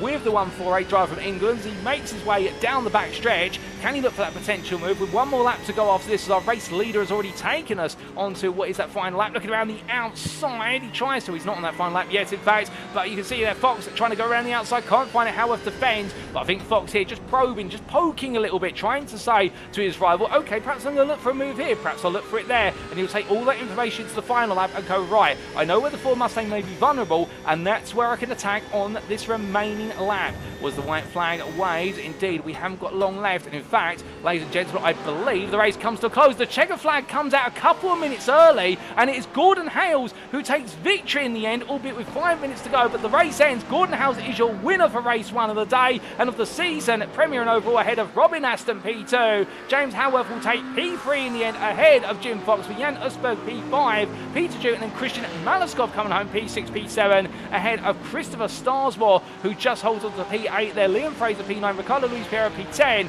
and meanwhile Wesley Van Rens comes on home to take the first Evo win of the season, P12 overall, and a win that he'll be absolutely pleased about in the end, as we've got more drives to make the way towards their finish lines, but where is your second place driver in the Evo class? Here he is, it's Eduardo Andino, and he's going to make his way on towards the line, and Andino absolutely committing every step of the way and being rewarded in the end with a solid P2 finish in the Evo class. Steve Rubino in the end will come home P3, as I believe we've lost a couple of drivers along the way, but Rubino, despite the heartbreaker losing out the win, does finish on the podium with Jordan Zev Smith P4 in the Evo class, while it's P24 overall.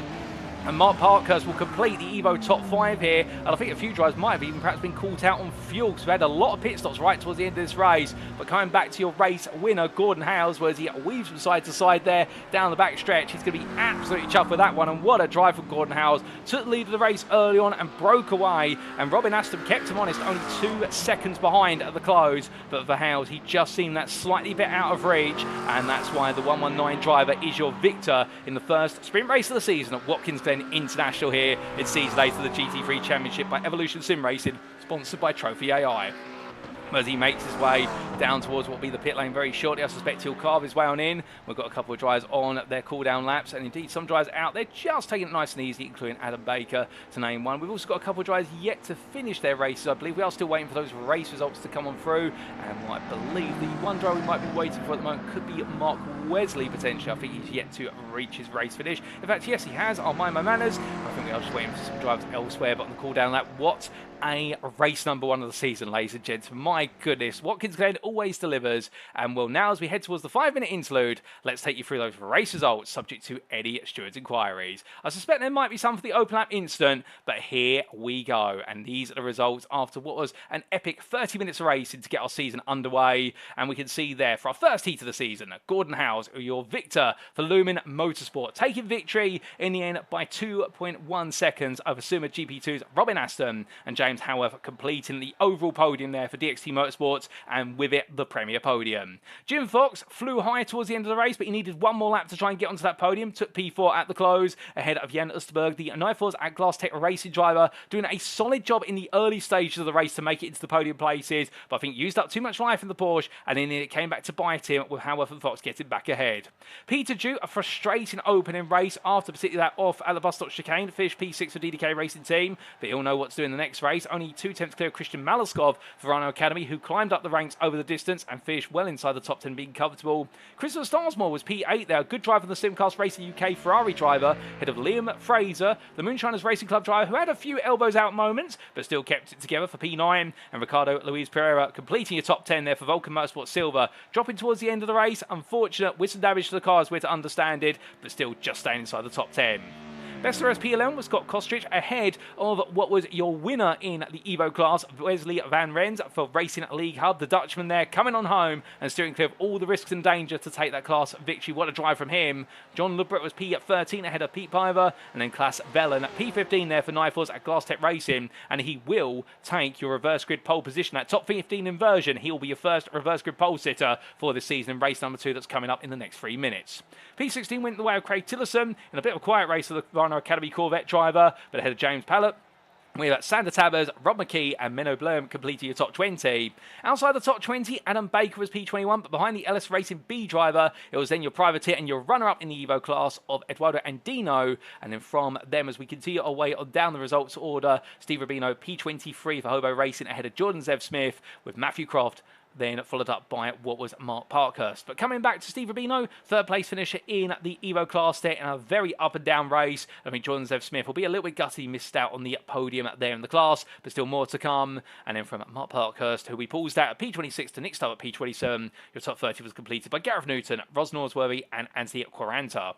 P31 went the way of Sean Clark ahead of Dean at Sheesby, and then we did see at P33 James Bostock in a bit of a quiet race for him after that open lap instant ahead of Jan Nagy with Daniel Poole P35, and it was a lap down to the following drivers: Adel Chowdhury, Andre Montine, Grant Miller, Mark DeVries, Dean Sargent and Fish P40 for Flatline Racing, Bert Tenkate, Owen Sheward, and then we did see what was also a lap down there for James Fraser for Moonshiners Racing Club. 2 laps down for Mark Wesley, also a rolled to Crevure ahead of Alex Boniface. 3 laps down to Rob Gregg and Martin Cook, and then we did see retirements, unfortunately, for Stuart Rice, Robert Nobles, Denny Ploger, Danny Weir, and then last but not least, a non-finisher, Dale Williams. So 53 starters, but in the end, a grand total 48 finishers, ladies and gentlemen, and what a race it was. But we still still got one more race to come. And before we get to that, a reminder of those class finishing positions as well, in the fact that was your overall. And we start off here with the Premier Class. Gordon Howes, your winner in the Premier Class for Lumen Motorsport, ahead of Suma GP2's Robin Aston and James Haworth completing that top 3. Jim Fox and Jan Usberg completing the top 5, head of a top 10 round off by Peter Duke, Christian Malascott, Christopher Starsmore, Liam Fraser and Ricardo Louise. And well, in the end, it was a challenging race for so many in what was the Premier Class, and well, I think one but everyone's going to learn a little bit from, and particularly those changes coming to the retirees, including what was there, none other than Stuart Rice, Denny Ploger, Danny Weir and Dale Williams. But coming from what was the Premier Class then to the Evo Class, and as we come on to the second R2 classes, Wesley Van Rens there, the winner by 18.5 seconds of Racing Leam Hub in the Evo class, ahead of the privateer of Eduardo Andino and Steve Rubino. Hobo Racing's Ford Mustang driver round off the top 3. John Zev Smith was P4, ahead of Mark Parkhurst, and then we did see a top 10 complete by Gareth Newton, Sean Clark, Jan Nagy, Daniel Paul and Adel Chowdhury, the first of the lap down finishers in the Evo class. Commiserations to the retiree of Robert Nobles there, the privateer. He'll be doing it all from the back of the grid for race number 2, but there is certainly plenty to come, ladies and gentlemen. And well, the great news is we are now only about 30 seconds away from going to the green flag once again. And well, this practice session coming to its close. We haven't got too many drivers out there putting laps in at this time, but definitely exciting race number 1 for all the right reasons. And we've got plenty more to come in race number 2, which is just around the corner. And well, it's going to be an absolutely brilliant round to come, no doubt about it. Race number 1 has set the tone, and I think race number 2 is going to throw the tempo up even higher. But without further ado, ladies and gentlemen, it's time to head to the grid for our second race of the day.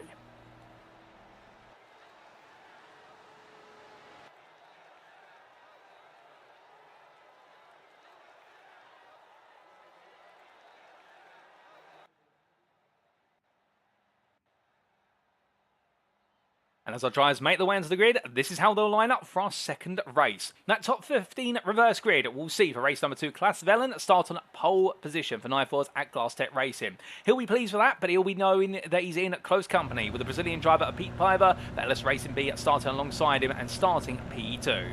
From them, P3 will go to John Ludbrook for what is Kame GP2 at Porsche, and well, for the English driver, it'll be to the Dutchman of Wesley Van Rens. And we'll remember what we said earlier about the fact if you can get yourself into that top 15 as an Evo driver, you're going to be massively rewarded. Well, there is the proof in the pudding straight away. He starts P4, and he will be separated from the rest of the Evo pack by the best part of 18 places. So on paper, at least, you'd imagine the Dutchman should have it straightforward, but over 30 minutes, anything is possible, and we've seen that time and time again already in race number 1. Scott Kostrich will start P5 there for Kame GP2 Porsche, ahead of Ricardo Luis Pereira for Vulcan Motorsport Silver, and from the Portuguese driver, it'll then be Liam Fraser, who starts P7 for Moonshiners Racing Club.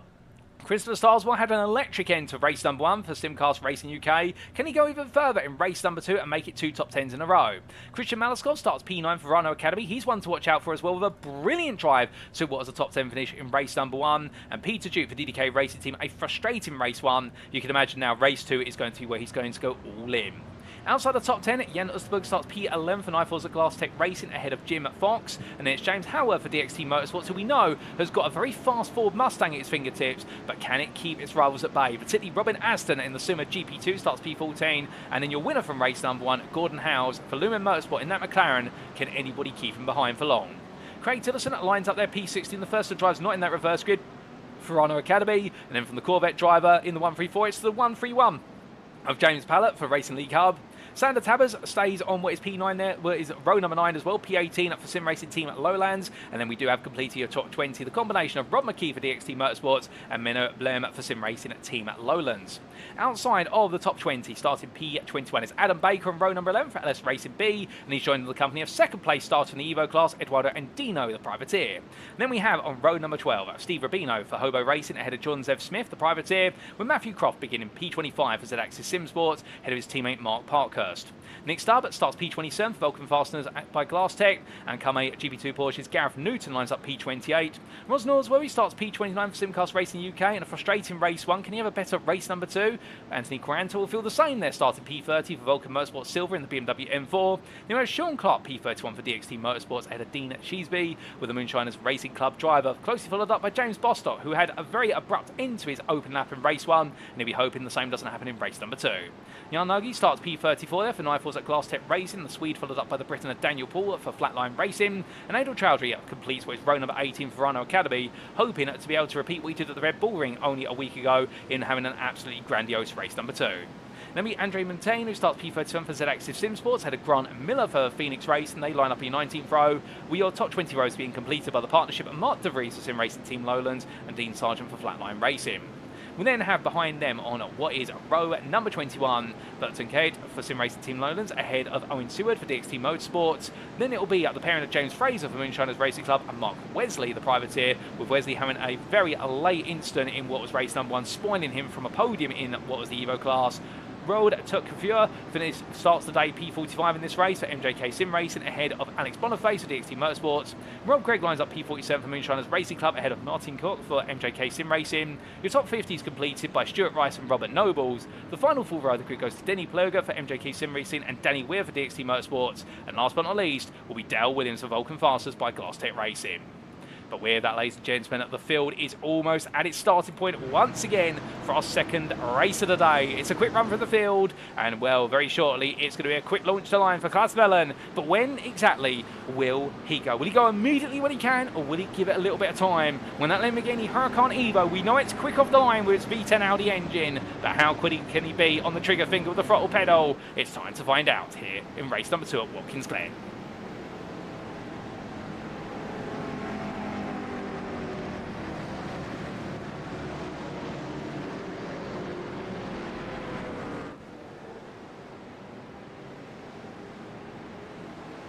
And it's go, go, go. He immediately goes as soon as he can. And Klaas Vellen leads the field down towards turn number 1. They roar the way into the braking zone as they do. Aura drives right now, immediately trying to muscle the way in. As you can see there, meanwhile, Christian Maliskov looking up the inside of Peter Duke. Can't quite find his way into the fight. A bit of side-by-side there between James Pellet and Minnow Bloom as well. As they now make the way up the rise through the S's. Here they go for the first time. And we'll take it a bit more cautiously this time. I doubt it. They'll all try and give it everything they can, as they always do. But most drivers already on through. Further back, looks like a bit of a 2 wide there, a bit of kiss and touch between Dean Sheesby and Gareth Newton, with Ross Norsworthy getting involved as well. Oh my good lord, and there's a car sideways across the road. It's ping-ponged its way to the inside, and well, that is going to only become a domino effect now as the whole field tries to get the brakes on. Not everyone there able to react in time, but I think most drivers have been able to get themselves stopped for the most part, so it's not as tragic an incident in race number 1, but a nasty incident all the same. We had some drivers impacted by that, but let's move back to the front of the field as Pete Piver, well, we have seemingly lost Klaas Vellen. Now, where on earth is Klaas Vellen? He's all the way down in P8. He's been pushed backwards. Pete Piver has taken the lead this race.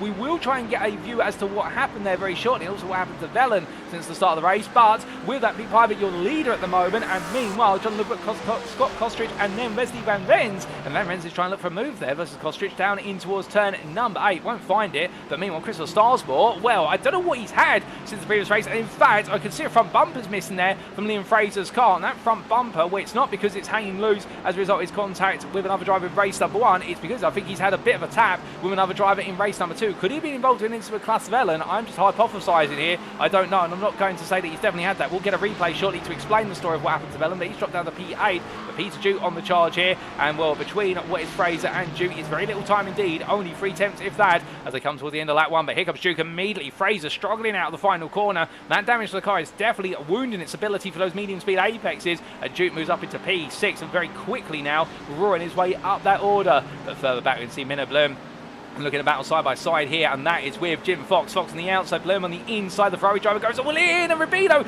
tries to get his nose in there as well, tries to say, do you mind if I do? And I think Fox politely says, no you can't, stay back. And as they make the way towards turn number 2, Rubino I think then says, I wasn't asking. And as they make the way through 3, here comes the Ford Mustang and the Evo driver here roaring onwards, and he's got a long way to go to try and chase down Van Rens, but to be fair, he's going to go for it. And Fox right now being caught once, being caught twice, and can Mark Parkhurst make it 3 times here as they head in towards the bus stop chicane. He can't quite, but there, Fox taking a lot of time to try and get some steam going, as we do say hello to David de Jong in what is the YouTube chat there, and I believe he was our first viewer this evening. Good on you, David, I hope you're doing well. But as the drivers make the way on through, we look back to Gareth Newton battling with Eduardo and Dino, and these two side by side, but it is going to be Newton who gets ahead there and moves into P4 in the Evo class for a classic move through turn number 5. So there's been some heroes, there's also been some villains on this opening lap, and also the hero moves being made there, particularly by Newton, and also what is Owen Seward trying to find a little bit of a move here. as he chases his way after Jan Nagy as they head in towards turn number 7. Nagy missing the front bumper, and that is only going to hurt the car even more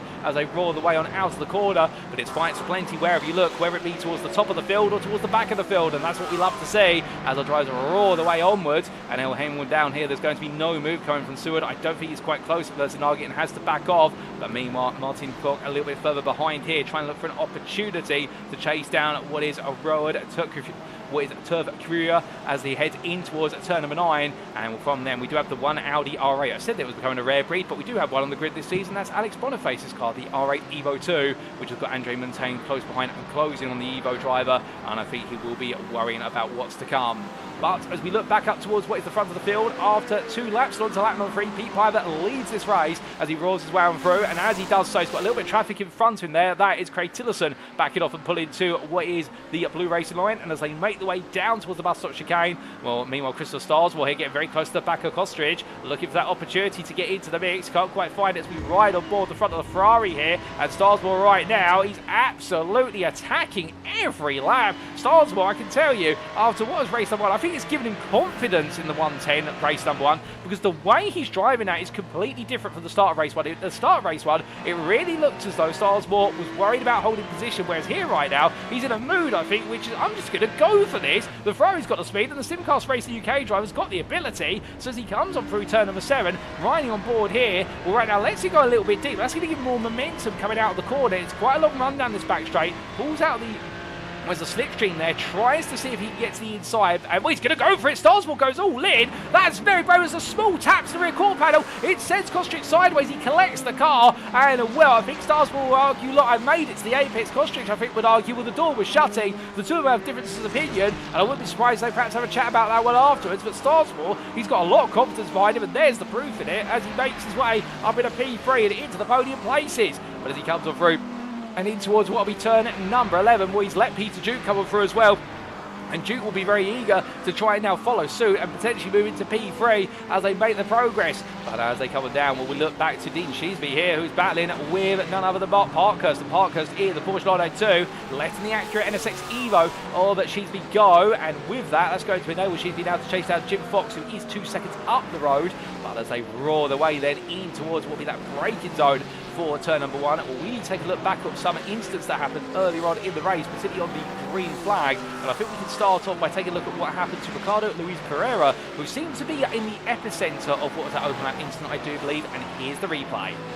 And this was only moments ago, and here we go then. Pereira battling side by side there with Wesley Van Rens. Oh my, what on earth happened there to Luis Pereira's car? It snapped one way, then the other. It didn't look as though there was any contact, but that's what's in the 137 round. But in return, with that, I think there might have just been a problem with the steering wheel. I think it snapped loose on the driver, and that's when the whole field came into the scene. But for Ricardo Luis Pereira, that was a nightmare moment. 3 wide, managing the space, and then the steering just snaps on that Acura, and that explains the whole story there. And I think that is going to be major heartbreak in what was looking to be an absolutely solid fight towards the front. But as we make our way back towards live pictures, that was the instant we did see that ended up in tears for our drivers. But still, we have plenty out there, and indeed those who've been able to make it back into the pits have got the cars repaired, and they are making their way back out there with that fast repair. There'll be a lap down, but you can imagine still they'll be looking to try and go for any points or any consolatory prizes. Remember, it's not over until you get to that checkered flag, and well, therefore every lap matters. And well, from our drivers who are up towards the front, and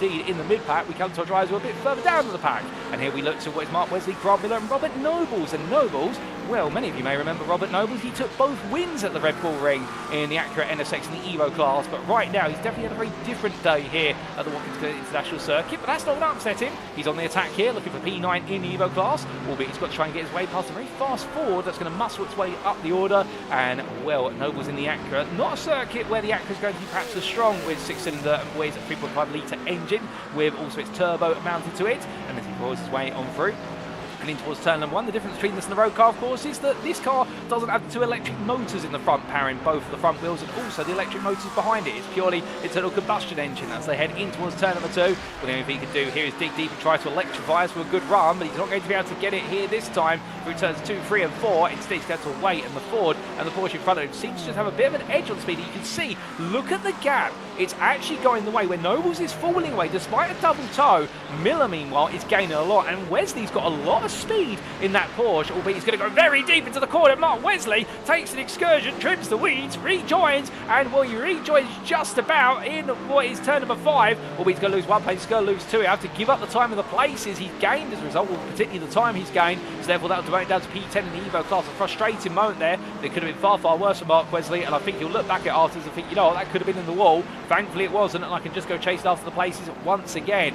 But as he brings himself back together, we look back to Alex Boniface here. The Audi driver, Liam Fraser closing, but he's also trying to chase down the road to, oh my good lord, I look away for one moment, he's into the barrier there, runs out wide, coming out of turn number 6, just tries to get the power down on the rear right tyre, and in the end, on that grass, the car just slips loose, and that Audi very, very prone to major oversteer when it doesn't grip up, and even more exacerbated by the grass there, and Boniface's race goes backwards very quickly indeed. I think that's going to be a trip to the pit lane, but from what is a wounded Evo driver to right now a very buoyant Evo driver of what is Eduardo Andino. Well, in fact, hold the phone, ladies and gents. We've got a bit of an incident for Mark Parkhurst.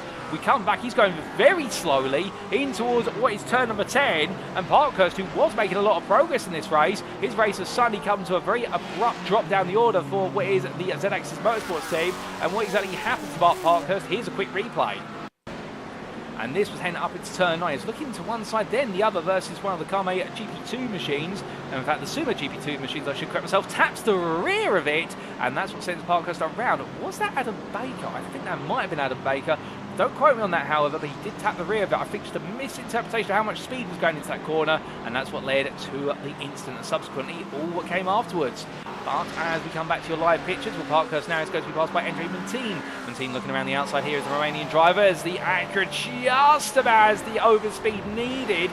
Meanwhile, it's going to be a bit of a weighted pass there for the number 72 behind, and that being in the hands of number 72 of Bert Tanked, who's had a bit of a difficult day in the office. But from then, we've also had a slow run from James Fraser. Fraser's missed the whole front bumper coming down what is that stretch, and I can understand why it's going so slow now. In fact, 2 wounded cars there, Fraser and Gregg, but Rob Gregg gets ahead. But coming from drivers who are laps down, or heading towards lap down to a driver at the front of the field, well, here's Pete Piper flashing his lights furiously right now, and you can understand why, because of the fact he has got John Ludbrook right behind, and Ludbrook's a very interesting character from what we've seen in race 1. He seems to have a Porsche that does very well in the opening 20 minutes of the race. My good lord, and what's happened there? That's James Pallett and what is Christian Malaskov, who were a lap down in front, going very sideways into the barrier of the exit of 11, and Will Piper and Ludbrook avoid the chaos there, but you can imagine that would have both put their hearts in their mouths and made them wonder what was going to happen in front of them. But I think the two drivers having a bit of it coming together, and in the end Piper and Ludbrook avoiding that one, but that could have been tears, and big tears at that. But from them,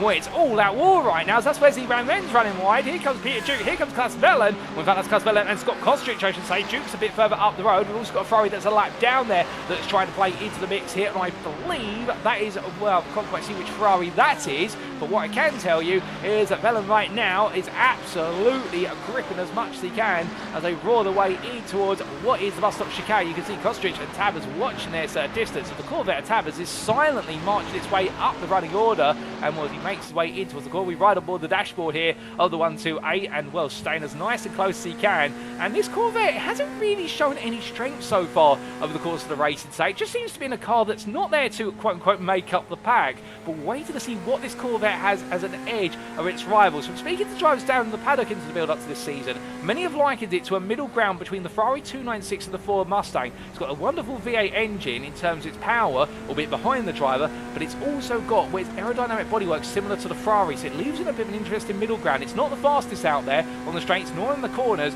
but it has a lot of potential, and we're just waiting to see what Tabbers can do to untap that potential. And so far, when it's moving up to a P7 here, and as he makes his way up the rise in towards turn number 9, well, he's still got to try and find his way past Vellen and Kostrich, but I can imagine if he's able to manage this, he might be able to find an opportunity a little bit later on. I wouldn't be surprised here in the fact if he does see what the tyre life gradually comes to him. So that's the one thing we have seen, is that the Corvette drivers do seem to have a little bit of a tyre life advantage if they go nice and deep into this race and protect the tyres early on as he comes out of turn number 11. Well, we've got a long way to go in a 30-minute race here. 18 minutes may not sound like long, but to these drivers it will feel like an eternity as they head down towards turn number 1, and Tabbers getting a better run out of turn 11. You can see definitely getting good traction out of medium speed corners. That seems to be one of the Corvette's strengths, and that's why he's staying nice and close to Kostrich now as he makes his way up into the S's.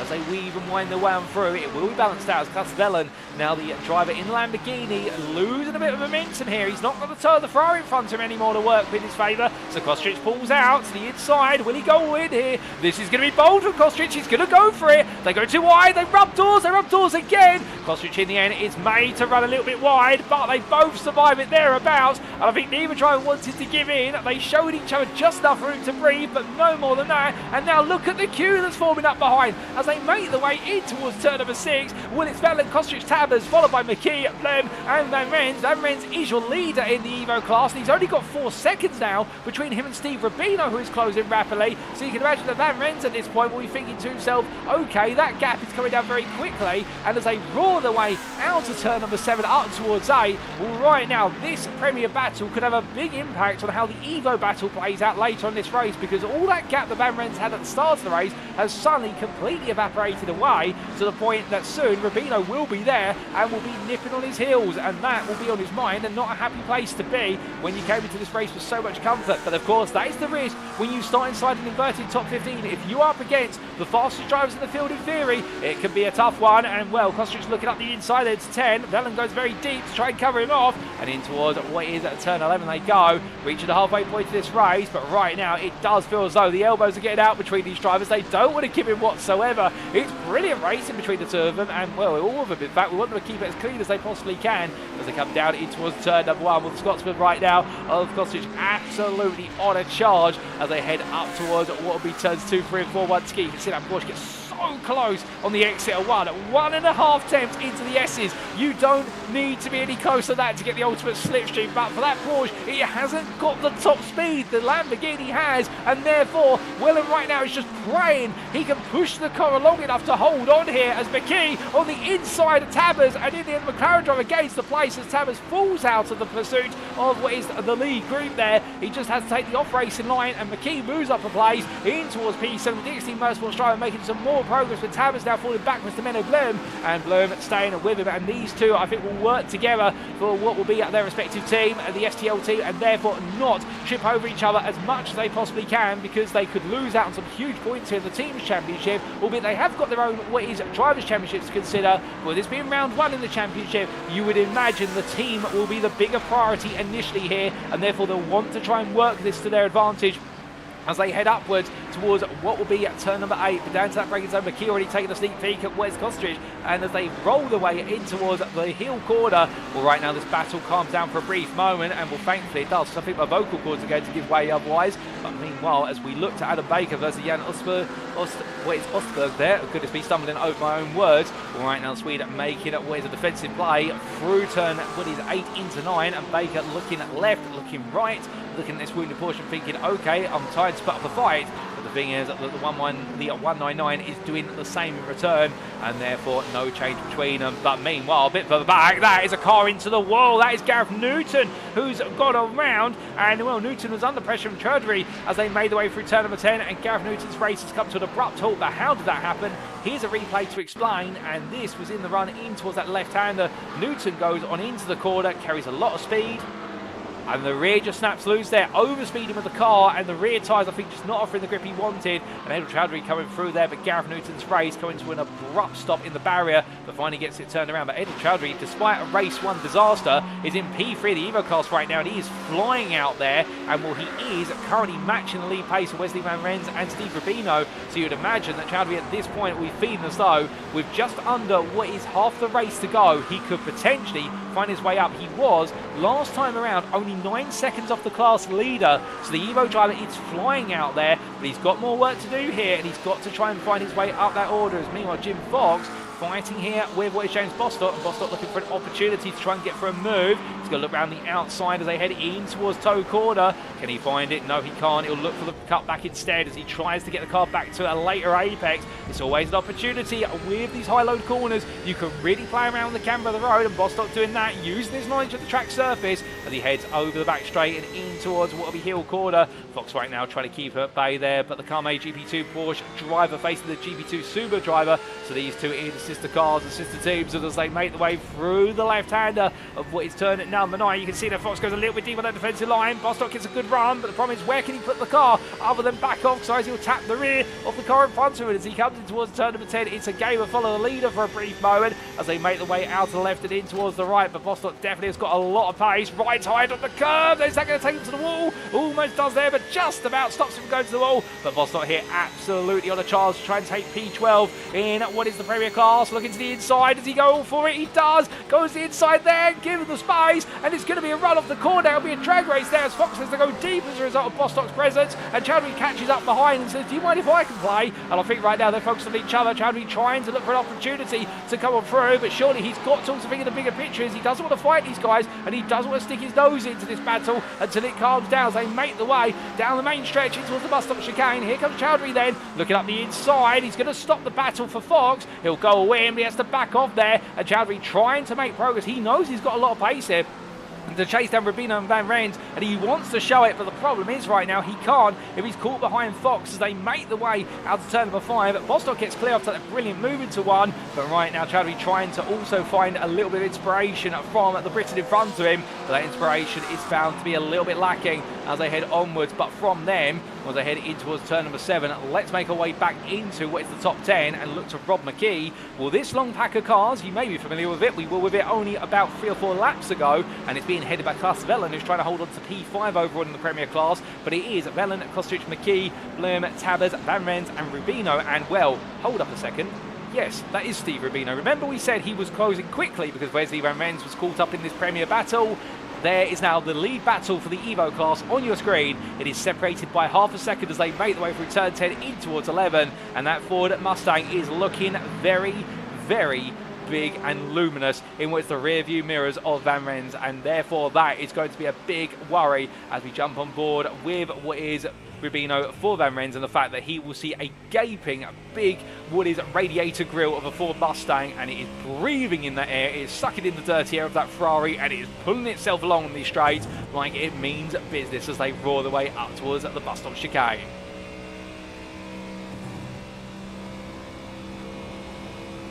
As we do there, and he gets an overspeed after taking a quick sip of water on our end. Is he going to look for the move here early? I think he might think about it, or at least put some mental pressure on Van Rens. But right now, Rubino's staying close. We know this Ford is very stable over curves. It is one of the most stable cars out there, given how heavy it is in the weight distribution towards what is the front centre of the car. And Rubino right now in number 27, looking for a move as it's getting very tasty there. And that is Van Rens being cut off by Tabbers. They make the way into 6. You can see Rubino is immediately thinking, okay, if I just stay to the outside, take the natural racer 9, I can look at cutbacks. I've got best possible visibility of everything that's going on around me. But as they come in towards the right, and he's going to go around the outside. This is bold from Rubino. I don't think he's going to have the grip here in the Ford. I think if the engine was behind the driver, he would be able to, but it's in front of the driver. But still, he's going to throw everything at this. Rubino is absolutely tossing every attacking move in the book at Wes's rival. Looks into the inside of turn at number 8. He can't quite find it there either, and therefore Van Rens right now, I think, is really, what does he do at this point, Wesley Van Rens? How can he cover this off? And I think what he's got to try and do is just not get caught behind the Premier cars in behind. He's got to try and simply play into the idea of, if Rubino can find the space, then I can as well. I've got to back this pace up in order to get Rubino to struggle to overtake me. He can't afford to stay too close to the back of Tabbers. If he does so, that's where he's losing the momentum. And immediately you can see it by backing off slightly into 10, and the fact the gap to Tabbers opened up to the best part of what was a second there. Now Van Rens has brought himself the breathing room. He can use the Ferraris, better traction off these medium and low speed corners in order to be able to play the natural battle versus Rubino. But now we come onto a long stretch here, and we know the Ferrari's fast in its top end if it's got a tow, as they make the way in towards 2, 3 and 4. Well, Rubino very close here. He's going to have an opportunity. He looks to the left, he looks to the right, he looks back to the right again, and well, right now he's got to pick his place. He's going to look into the inside of the bus stop chicane. Van Rens on the outside here. The Ferrari's got a nose ahead, and Rubino won't have the brakes on the inside in that Ford. While the weakness is it is very heavy on its front brakes. It's very prone to overheating them, and as they make the way down through turn number 5, Will Van Rens holds on a little bit longer. Back to the front of the field. Meanwhile, whilst the lead battle for the Evo class is getting tasty, it's also getting very close here in the top 3 for the Premier class. as we can see, as meanwhile there's been an instant for Classvellen and also for Scott Kostridge. We'll have to try and get a replay of that when we can, but let's hold up here as Peter Duke is going to look up the inside of John Lubbock into turn number 8. He tries to get his rival to go deep, but the DDK Racing driver is to no prevail, and well, as they make the way up towards turn number 9, they stay as they were with Menno Blum. Meanwhile, now over the back of Rob McKee, they're fighting for P5 overall, and in the Premier Class, McKee defending left, defending right, to the inside of turn 8 he goes, in what is the pink and blue DXT Motorsports machine, but here comes Bloom, looking up the inside, he's going to throw everything at it, he's going to pick up all the dust as well. That is not going to help the front left brake pad, and as they come through the left-hand return number 9, he has to back off there with Sander Towers having to play rear guard action to Scott Kostridge. But what exactly happened to Classvellen in all of this? Well, we will try and find that out shortly, but right now we need to stay in the live pictures because this lead battle is absolutely on a knife edge here. Piver's only got a 10th if that coming out of the lead corner. Through turn 1 they go up the hill into 2 and onwards towards 3 and 4. It's going to be a long drag race here. You see Piver gets the better run, and I think there's very little rear wing on that McLaren by comparison because Lubbock is struggling now. Here comes Duke as well, but they're not able to catch it. That McLaren is flying out of turn 1, and on that stretch, Will Piver's able to buy himself a 10th of space, and that's more than enough for him to be able to breathe. And well, there's a surprise and not a welcome one if you're John Lubbock or Peter Duke. That McLaren is very quick on the straights, it pulls out the corners, and therefore they're going to have to try and do something here in the boot section when that McLaren seems to be a little bit more vulnerable. As you can see there, look at Lubbock just able to stay so close to the inside of turn number 6. That's the difference of the setup of the car and the difference of the machinery as well. That Porsche is absolutely glued onto these medium to slow speed apexes compared to the McLaren and Acura around, and it's the differences in these cars that really is telling the story. Peter Duke, meanwhile, doesn't seem to have a real niche he's carved out for himself right now in this freeway battle. If anything, he's just playing the waiting game to see exactly what's going to happen at this point. But as they roar the way in towards what is the uphill run of turn number 9, we can see their Piver having to go defensive here as Lubbock looks around the outside. We've got 5.5 minutes left on the clock, plus that final lap, and from then we must look back to the lead battle in the Evo class because this is Rubino versus Dan Renz. On the inside, it's the first proper chance for Rubino, and as he comes on through, it's going to be a nose ahead here. Dan Renz runs out of room initially, but he'll come back to the inside of turn number 9, and as he does so, well, they're going to have to give each other the space. This is going to be a very technical X here for both drivers. You can see side by side still, Rubino's got a nose ahead, but Dan Renz is there on the inside into 10. They'll both have a compromised line here as they make their way for the left-hander, but Rubino's got a nose ahead, and he will take the place. Steve Rubino moves to the lead in the Evo class in a brilliant back-and-forth battle between himself and Van Renz, and now as they make their way onto lap number 15, where it's anybody's guess where it's going to stay that way for long. And speaking of anybody's guess, well, we talked about a McLaren that was absolutely soaring out of turn 1. It hasn't this time, and if anything, it's dropped back behind John Lubbock. There's a change of overall lead. Lubbock takes lead of the Premier Class as he makes his way into the bus stop chicane, and now Piver's got Duke behind him, who he's going to have to deal with, albeit Pete Piver, they're carrying way too much speed for the first part of the bus stop chicane. You can see the car escaping him almost there, and well, now Duke is going to get closer, and that gap to Lubbock is going to suddenly open up to 7/10. So this race continues to turn left, it's turning right, not in terms of corners, but in terms of narrative here as Duke looks up the inside. Piver goes a bit deep, the Acura all in, the electronics aid it there, that anti-lock braking system being one of the sharpest on the grid, but in the end Duke has to back off there. 9, there's not enough space to keep that battle flowing, and Duke being sensible, he knows he's got the edge here, but he also knows when to play it versus when not to play it, and the fighting right now absolutely superb. But let's cut away from it for a brief moment because we need to get the story on what happened to P5 man at the time on lap 13, Classvellen coming into turn number 6. Whereas a move or a poke to the inside there from the 101, not really close enough. Oh my, oh goodness me. And well, that is synchronized drift in there if you're ever going to see it in Evolution Sim Racing's GT3 Championship, ladies and gentlemen. I think there, what happened was Classvellen lost a little bit at the rear end, and so did his rival Kostridge, but Kostridge got it gripped back up, Wellin didn't get caught out and having to park there. 9, he can't reverse, he can't turn the car because he'll hit the wall, and that is a very frustrating one, and Classvellen suddenly losing out everything, but both drivers there losing out. Kostridge, I should say, having to react to Velen losing the rear end. He reacted very suddenly, he did the right thing as a driver, but of course that upset his car, and I think Wellen then got upset as a result of the fact he saw in his left-hand mirror that Kostridge was losing it and thought, okay, I've got to try and now give myself space, so the two of them stepping over each other. But back on your live pictures here, Will Piver right now trying to keep Duke at bay and doing so just enough at the moment. 3 minutes left in this race, and with those 3 minutes on the clock, well, meanwhile we'll come back to James Bostock battling with Jim Fox, and these two right now heading to turn of 1. This is a repeat of what you saw about 7 laps ago, with the fact that Bostock on the inside, Fox on the outside, but it seems though Bostock has not quite quite been able to break away since they started their battle, and well, the first blow was landed by Bostock in terms of being able to get ahead, but now they find themselves fighting once again, and well, Fox is on the outside there, so Bostock is going to get a nose ahead for a brief moment, albeit it'll be a drag race here, and how they've got the car set up, and it looks like Bostock will just squeeze his way into the lead this battle for P11 in the Premier class as they bounce their way through the bus stop chicane. But as they make the way on through, well, from them we look a little bit further down to Craig Tillerson, who is chasing after Roz Nordsworthy, the two Premier drivers who are already out of position. As there's a car around, hold up a second, is that Steve Rubino? That is Steve Rubino, and that is going to see him drop back behind Wesley Van Rens. Meanwhile, comes Tillerson up the inside, Nordsworthy in towards turn number 7. Well, it's all happening all at once here, but we will try and understand what happened as Rubino's dropped behind Chowdhury as well, and there is Adel Chowdhury catching up to this battle. So Nordsworthy and Tillerson are lapped down right now, but fighting hard, and everyone around is trying to get ahead of them as they make their way in towards turn number 8. It's absolutely unpredictable here. It's chaos. It's madness. We love to see it as they head in towards turn number 9. So long as they keep it clean, we love to see it. And they're doing a fantastic job of negotiating this until Tillerson backing out. I think playing the sensible approach, which is it's not worth me getting into trouble for impacting a lead lap driver's race. But as they bring it all back together, we take a quick look back at what happened to Steve Rubino. This will probably be the last replay of the race. And as they make the way out to turn number 5 then, into 6, there's going to be similar things to happen to Bellon. And the answer is yes, just too eager on the brakes there, worn tyres and hot brake pads, and Rubino losing the rear of the car, and that is how we saw Adel Chowdhury go around, and also, of course, was Wesley Van Rens taking the lead back. But we return to your live racing, ladies and gentlemen, and that's where we're going to stay now all the way to the end, given the fact we are in the closing stages with a minute left to go. Well, John Ludbrook is potentially on the final lap of racing here, with a 1.2 second gap over Pete Piver, but Piver, meanwhile, does not have the luxury of feeling safe whatsoever as they come down through turn number 6 in towards 7, in the fact that Duke looks in all directions around him, but we ride aboard and look back here, and Duke's going to look to the inside. It's a very cheeky little poke to the inside. Duke's not trying to make the move there. What he's trying to do is sight Piver out into making an error, with the Brazilian driver digging in deep and deciding not to fall for the trick. It's one of the oldest tricks in the book, which is you look for a move that's never on, and you're never going to quite actually go for the move, but you try to psych out your rival. But Piver there having a very deep and mental defence, and therefore as they make the way out turn 8 in towards 9,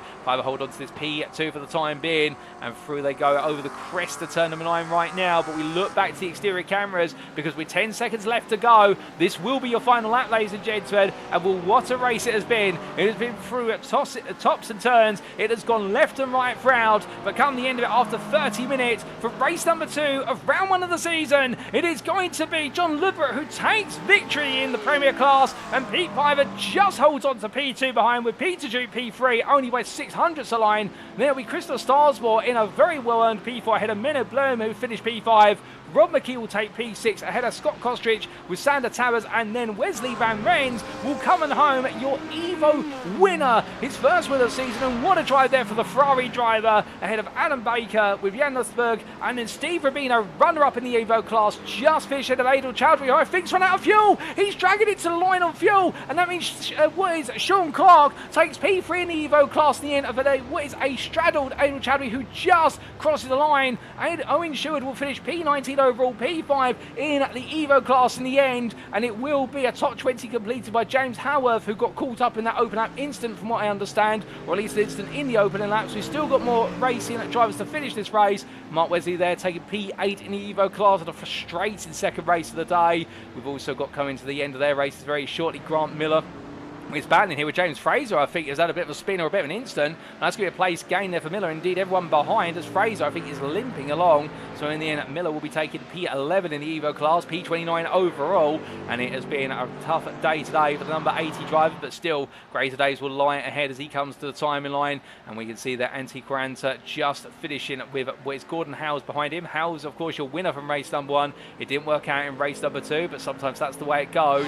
And we'll last couple of drivers all trying to limp to the finish line. I think they're all running low on fuel potentially here, and that is with James Fraser being pushed on by Gareth Newton. Now that is sportsmanship, because they are racing for P13 right now in what is the Evo class, but Newton is going to sacrifice the points to push Fraser across the line and let him finish the race. Well, how about that for camaraderie, ladies and gentlemen? Oh, in fact, I think Newton might have just swiped the place away from Fraser at the finish line, but either way, well, the fact that he pushed him to the finish and then managed to steal the points, so a bit of sportsmanship being shown emotion, but also championship awareness. But to be fair, it's all fair in love and war, as they say. But meanwhile, as what is Gordon Hales brings himself down on a cool-down lap here, well, we need to look back to your overall winner, John Ludbrook, and well, he will be absolutely ecstatic with that one after taking the lead of the race. He had to keep looking back throughout, but in the end, he managed to just break away enough that Pete Piper had to focus on fending off Peter Duke for all the race distance, and that's why John Ludbrook is your winner in race number 2 here at Watkins Glen. But with that, let's take a look at those race results subject to any stewards' inquiries. And well, ladies and gentlemen, here are those results, and what a race it has been to wrap up proceedings here for round number 1 of the championship. And after 30 minutes of fast and furious action, we did see John Ludbrook taking victory overall for Kame, what is GP2 Porsche, ahead of Pete Piper, the LS Racing B, and then DDK Racing Team's Peter Duke, rounding off your top 3 overall and in the Premier class. Simcast Racing UK's Crystal Starswell was P4 ahead of Minnow Bloom, with both of the Ferrari drivers there doing a fantastic job to show that the Italian brand definitely is a force to be reckoned with the Sim Racing Team Lowlands driver being followed up by only a 10th at the finish line by Rob McKee. From the DXT Motorsports driver, who was absolutely stuck in the thick of the fighting throughout, it was then P7 to Scott Kostrich, ahead of what was the Sander Tabers Corvette. And well, for the Kame GP2 Porsche driver, he'll be happy that he kept ahead of the Sim Racing Team Lowlands machine, but also be wary of the fact that Wesley Van Rens took P9 there for Racing League Carb, and with it took what was the victory in the Evo class. P10 went the way of Adam Baker for LS Racing B, and it was best to rest P11 for Jan Östberg for Nyfors at Glass Tech Racing. From the Swede, it was Steve Rubino, your runner-up in the Evo class there, frustrated into his race, the Hobo Racing driver, making a mistake into turn 6 when it all looked to be coming his way for victory, but still he'll learn from it and still be happy with the podium when he cools down. James Bostock was P13 there for Kame GP2 Porsche, battling hard with the privateer of Jim Fox, with then Sean Clark P15 there, rounding off the Evo podium for DXT Motorsports. P4 in the Evo class and P16 overall was Adil Chowdhury, the Verano Academy driver, running out of fuel with only about 200 metres to the finish line, and he'll be gutted at that, and he will get his break eventually, I'm sure of it, ladies and gentlemen. He's just got to iron out the creaks, and the Canadian driver, I think, will be taking his first podium, if not his first wins, in rounds to come. Liam Fraser was P17 ahead of Mark De Vries, with P5 in the Evo class falling to 19th place finisher overall Owen Seward for DXT Motorsports, and it was his teammate James Haworth who completed your top 20. Outside the top 20, it was Matthew Croft with Klaas Vellen with a disappointing P22, I think you'll feel, when all is considered, given the fact it all started off strong, but it went backwards towards the end of the race in that turn 6 instant. Andre Montaigne was P23 ahead of Eduardo Andino, with Roald Turf Kruer finishing at P25 there. And from the NJK Sim Racing driver, he enjoyed a great battle with Mark Wesley. Wesley finished behind him P26. Rob Gregg was P27 ahead of Alex Boniface, with Grant Miller and Antti Koranta completing your top 30. And from the BMW M4 driver for Vulcan Motorsport Silver, Gordon House was P31 in a rather anonymous race. Yanagi was P32, and then we did see completing your top 40. It was Robin Aston ahead of Ricardo Luis Pereira, Gareth Newton, James Fraser, a lap down to Martin Cook, also the same to Mark Parkhurst, Ros Norsworthy and Dean Sheesby, who was P40. Craig Tilson was P41 ahead of Dean Sargent, and then we do come a bit further down there to what was Jordan Zev Smith, P43 ahead of Bert Tenkate, and we also saw a lap down finish for Daniel Paul. Well then, unfortunate retirements, Robert Nobles, Christian Malaskov, James Pallett, Dal Williams, Nick Stubbe, Danny Weir, Stuart Rice, and last but not least, P53, Denny Pleurger, with a frustrating open lap of the race, cost him very dear. But then coming on to the individual class finishing positions, and as we can see here, ladies and gentlemen, in what was the Premier class, as we wind our way back up, an absolutely stacked Premier class here today. John Ludbrook in race number 2, your winner by 6.5 attempts, ahead of Pete Piper, and only a further half attempt to Peter Duke, who tried to squeeze his way ahead at the line. P4 went the way of Crystal Starswell with Minnow Bloom at P5, and your top 10 complete in the Premier class by Rob McKee, Scott Kostrich, Sander Tabers, Adam Baker, and Jan Östberg. And outside the top 10, of course, congratulations to all our finishers there, whether they're on the lead lap or further down. But of course, commiserations to those who did not finish the race, and in particular the retirements of Christian Malaskov, James Pallett, Dale Williams, Nick Stubbe, Danny Weir, Stuart Rice, and Denny Pleurger.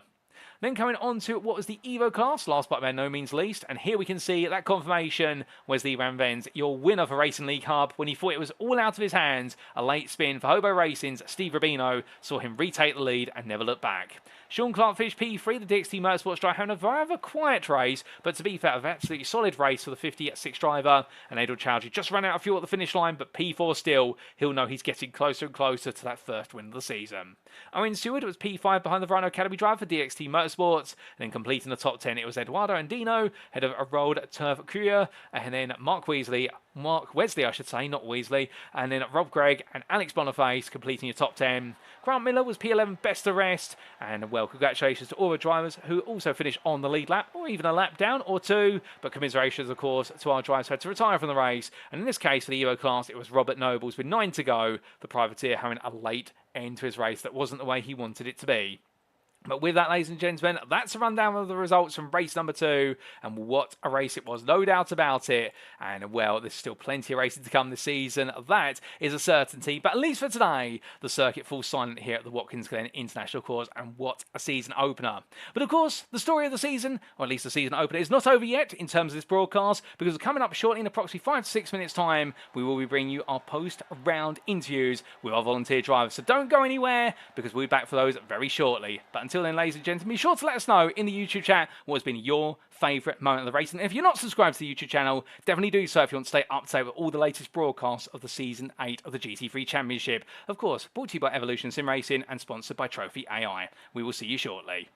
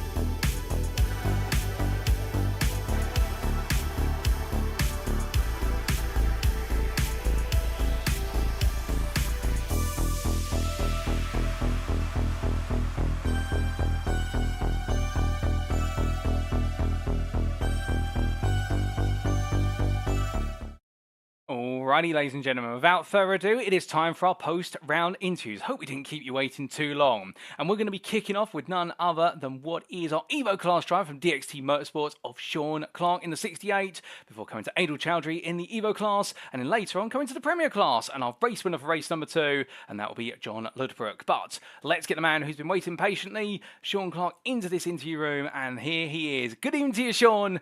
And well, what a day today for yourself. It looked as though it all started off wrong in qualifying. In race number 1 it improved, and race number 2 it was a silent crusade to your first what was Evo podium of the season. How has Watkins Glen treated you? Do you know what? In the build up to this, I've been doing okay, but I tried a fancy setup and it just didn't work for me in qualifying. Committed to it in race 1, and tiptoed through that first incident, which at 10 kilometers per hour, which gave me a few places. So I think I made it up to 7th in the first, and then the second one much the same again, but I'd swapped over to a fixed setup, believe it or not, and that was much more favourable. I was putting in 145s, much more competitive, and thanks to Adil running out of fuel about 100 yards from the line, I got my first podium, so well chuffed. Oh, indeed. It sounds as though it's been one of those evenings whereby it's all sort of fallen apart and you've brought it all back together as the time has gone on. And just talking about that sudden setup change then, or that, in a way, a mistake and perhaps proving very costly to begin with, what sort of motivated that to happen? I just kept losing the back end and feeling it going. So it happened twice in qualifying. I lost the back end, so I lost 2 of my qualifying laps. And then I thought I'll persevere it because I'll have more fuel on board for the race, and I just couldn't get it. And of course I didn't want to lose the back end, so I was heading into the first half of the lap with an estimated 145 coming up, but by the time I got through the toe in the boot, my estimated lap was more like 147, 148, and it just got slower from there. And the second from last corner was as hairy as hell. Trying to hold on to the back end. I even tried the brake bias, didn't make any difference. So it had to be a change of setup, and I knew the fix might be slow, but it was solid, and it proved right, really. Oh, well, undoubtedly a very frustrating moment, but still, moving forward with regards to the setup when you proved yourself right, and that race 1, weaving through all the carnage. I mean, it happens at Watkins Glen through the S's on the opening lap. So many cars trying to bottle the way through. But just take us through that sort of surrealism in a way. Imagine for our audience, you start off the race and you're roaring your way through there, heading upwards of the best part of what would be 200 kilometers an hour. And then suddenly you've got to slam on the brakes and come to that crawling speed like you say. I mean, it must feel really weird. You're almost, in a way, driving through a graveyard of cars to pick up the places. Yeah, so it all comes down to temperament, really. I'm like not an aggressive driver, and learning to slow down when there's a yellow flag out and when you've got that carnage going on, it can work 2 ways for you. Some like to speed through it and try and go for the gaps, but it just so happened for me there was so much carnage that actually being sub 10 kilometers per hour at one point was an advantage. I just picked my way through it. I got lucky. Majority of people held their brakes, stayed where they were, so there was a path through. But I think you've just got to, it's just on the fly, isn't it? You make that decision. Am I going to go for it, or am I going to actually observe the yellow flag and slow right down? And I think James was around me either in the first one or the second one, and of course was very gracious in not trying to overtake through the yellow either. So yeah, it was a lucky decision. It could have gone either way, but it did feel awful then trying to pick up the pace coming out the other end.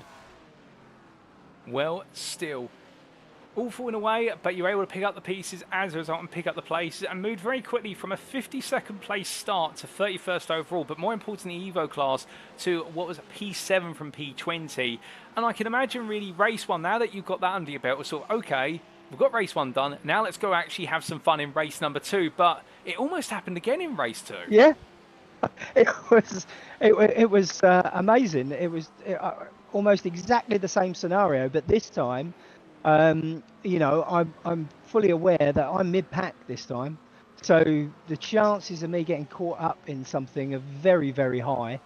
And again, I've just observed the yellow slowed right down, picked my way through the pieces, made it out the other side, and you know, even managed to get an overtake or two in a bit later on, which you know, is unusual for me. But you know, won through the carnage, made up for it, and just because I was on a more confident setup as well, I was able to push and push and push. And I think I'll have to have a look back, but I think my lap times just improved and improved towards the end of the race, especially as my confidence grew with the setup. So yeah, almost carbon copy of the first lap, and I can imagine there's going to be plenty of people well cheesed off with that. Well, whilst they may be a bit upset, you're smiling about it, no doubt about it. I can hear you in your voice. And speaking about smiles, that final lap, you suddenly find yourself P4 coming out the final corner, and there is a crawling Adil Chowdhury on the inside. Right. So, well, just before that, Rubinho had an incident somewhere around the carousel or something like that. So I had him in my sights, actually. I was hoping I had James Bostock and another Prem in front of me, and I was desperately trying to get past them to get on the back of Rubinho.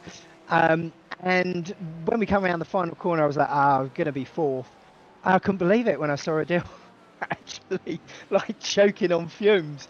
It was just, you couldn't have made it up. I mean, that guy is pretty damn quick as well. He was putting in 44s. So it was a hell of a thing. I just felt, you know, it just felt brilliant. Just unfortunate for him, of course, but it felt brilliant just to pick up that P3 on that. And you know, at the end of the day, it's all part of it. The setup's a part of it. Picking your fuel's a part of it. Just staying out of incidents is a part of it. It's not just about having the fastest laps and being great at overtaking. You've got to have the complete package. And whilst I may miss on the overtaking and being the fastest, you know, sometimes those other things make up for it. And in this case, they did. Oh, 100%. Like you say, sometimes it all comes about just getting to the end of the race and trying to be unscathed. But, of course, this is round one. It's now complete. We've got another 9 rounds to go. And in a week's time, we roar away to what is the Portimao circuit in Portugal. How are you feeling for a trip there? I love it. I love the Algarve. Not just to go on holiday, but I love racing there. I did I did an solo endurance there, 2.5 hours. A couple of weeks ago, so I am in an IMSA, so I'm well up for it. I'm you know, I know the feel of the track. I'll go and hump the setup I had for the endurance and modify that a bit, and I'll feel a lot more comfortable. Really looking forward to that race. Oh, brilliant. I'm loving the confidence already shining on through, and I get the feeling we can perhaps expect at least some more top 5s from you, if not a podium or two. Yeah, well, if the luck stays on my side, and like I say, if you know, if the old fast boys keep losing it and getting their fueling wrong, then I've got every chance. So yeah, steady Eddie, and I'll yeah, might not be exciting, but I'll try and put it on the podium as much as I can. Oh, absolutely love it. Just before I do let you go, Sean, is there anybody you'd like to give a shout out or a thank you to live on the broadcast this evening? Just the rest of my teammates in DXT. To be honest, they're really great support, really great bunch of lads, and you know, they're as polite on the track as they are off it. And yeah, it's great to race with them in ESR. So yeah, thank you to those guys. Well, Sean, we have to say a thank you to you for joining me in the interview room and giving us your thoughts on what has been an absolutely up and down round at Watkins Glen. It's worked out for you fantastically today, particularly in race number 2. Onwards to Algarve, I say, and we will see you there in a week's time. Until then, all the best. Cheers, Paul. Bye-bye. So hearing that there, ladies and gentlemen, from Sean Clark, a very happy DXT Motorsports number 68 driver, no doubt about it, and quite ecstatic with how things have gone today. And talking about that, the change in setup, right, going into qualifying, and the car feeling very uncomfortable and really having to then revert to a fixed setup. I mean, fixed setups, they're good baselines typically, but to have to try and find that comfort and in the end get in the groove with running that setup, and well, the DXT Motorsports driver being rewarded, but not just that, but also avoiding all the chaos and carnage on the opening race, and then rinse and repeat it in race number 2. 2 races which are all just about survival and not getting into any incidents. It may be boring, but sometimes boring works, and that enabled him to creep onto the podium in the final race of the day. But I get the feeling that Algarve is going to be less boring and more about brash from Sean Clark, and he might be trying to chase down another podium. Perhaps he could even go for his first win of the season. But with that, ladies and gentlemen, let's come on to our second interview of the day, and let's hear from none other than what will be Adil Chowdhury. And the man, very fast, but ran out of fuel on the final lap, and we'll hear about that and plenty more as he joins me now in the interview room. Good evening to you, Adil, and what a challenging day for yourself. And I have to feel for you, and I think many do. This must feel like the Red Bull ring all over again. You put it on pole in the Evo class in qualifying. Race 1, you end up in a major incident that puts you all the way to the back of the field. And in race 2, you almost pull it off to charge your way through to what is the podium, if not victory, and you just run out of something at the end, and today it's fuel. How does it feel? Man, luck hasn't been on my side at all. It's been terrible because I know I have the pace to challenge for podiums, but it hasn't gone my way yet. Oh, well, bad luck's definitely struck, and well, they say lightning doesn't strike twice, but I get the feeling it might have proverbially in this instance for yourself. But let's go away from talking about the bad times. Let's talk about the good times. You were blazing fast in that McLaren in qualifying. What made you pick the McLaren for this season? When I was testing out different cars, I think the McLaren suited my driving style the most. It was the Porsche and then the McLaren, but I saw half the field was using the Porsche, so I decided to do something different, and been pretty happy with it so far. Well, happiness definitely shows, because in qualifying, you put it on pole in class by the best part of at least a 10th, if not more. P11 overall, P1 obviously in the class, and your rivals are close, but you seem to have an edge at the moment. What do you feel gives you the edge in qualifying, or at least at Watkins Glen? Watkins Glen is one of my best tracks, so that probably helps. But I've been practicing a lot on low fuel. I think that's what really gets me pole positions at the end of the day. Well, that practice definitely paying off. And, well, speaking of it paying off, put you high up in the field, but in race number 1, it very quickly saw you involved in an incident that put you down the field. I mean, from your perspective, that open lap incident, it looks like you had nowhere to go.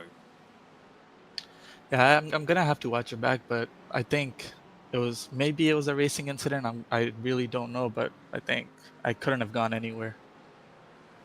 Well, that's absolutely fair, and we'll move on from that incident, because still the one thing that has to be respected about you, and I think everybody could learn from the way you approach those incidents, which is, okay, it's happened, you've got the car repaired, and you're immediately back out there, and many would give up at that point and become deflated, but you just seem to find this desire to just go absolutely charging for places, and in the end, P10 in class, P36 overall. I mean, what motivates you? Is it just the desire, you know what, there's always another place I could overtake? I mean, every spot is points at the end of the day. Plus, for race 1, I was trying to do damage limitation to not be as far back. So, because I knew I had the pace to challenge for podiums, so I just kept going and going. I did. Well, that's absolutely fair. I think the right approach there, and from keeping going in race number 1 to race number 2, I mean, race 2, it was a lightning charge through the field, and you were picking off places left, right, and centre. I mean, you must have loved it, because we love seeing it. 1 minute you're in P10, the next minute you're up to what is P6, then P4. You're just roaring on through. Yeah, I mean, it's unfortunate I ran out of fuel at the last turn, but I think I was P2 at that time. But you live and learn. Oh, you do. I mean, I have to imagine, what was your reaction like when you probably heard the car splutter coming towards the final corner? It must have been pretty much rocking back and forth in your seat, saying, no, just go another 100 meters, we're almost there. I was about to tell my teammate to give me a little push, but I didn't know if he was fighting for positions or points, so I didn't bother at the end. Plus, I mean, during the race, I could hear on the radio Sean and Grant telling each other to chase me down lap after lap. Well, that's absolutely fair, but still a P4 in the second race, despite everything that happened. It's a positive. There's some big points to come away from that, and of course you carry a lot of momentum with your Verano Academy teammates into our next round in a week's time. We head to the Algarve circuit. How are you feeling for the trip to Portugal? I have never driven there, so not feeling the best, but we'll see what happens. Oh, we will. Well, there's a first time for everything, and to be fair, it could be a first time for you at Portugal, plus also what is a podium, if not class victory, you never know. But just before we do let you go, is there anybody you'd like to give a shout out or a thank you to live on the broadcast? Shout out to my team Rano Esports and my teammates. They've been really helpful answering all the questions and everything. And then shout out to my good friend Mr. Hearts. Well, Edu, really appreciate you joining me in the interview room this evening. Fantastic driving from yourself. It may not have worked out and bad luck may have struck a few times, but still, we'd love to see your charges through the field. I'm sure we're going to see plenty more in Portugal. But until then, have a great rest of your evening and thank you once again. Thank you.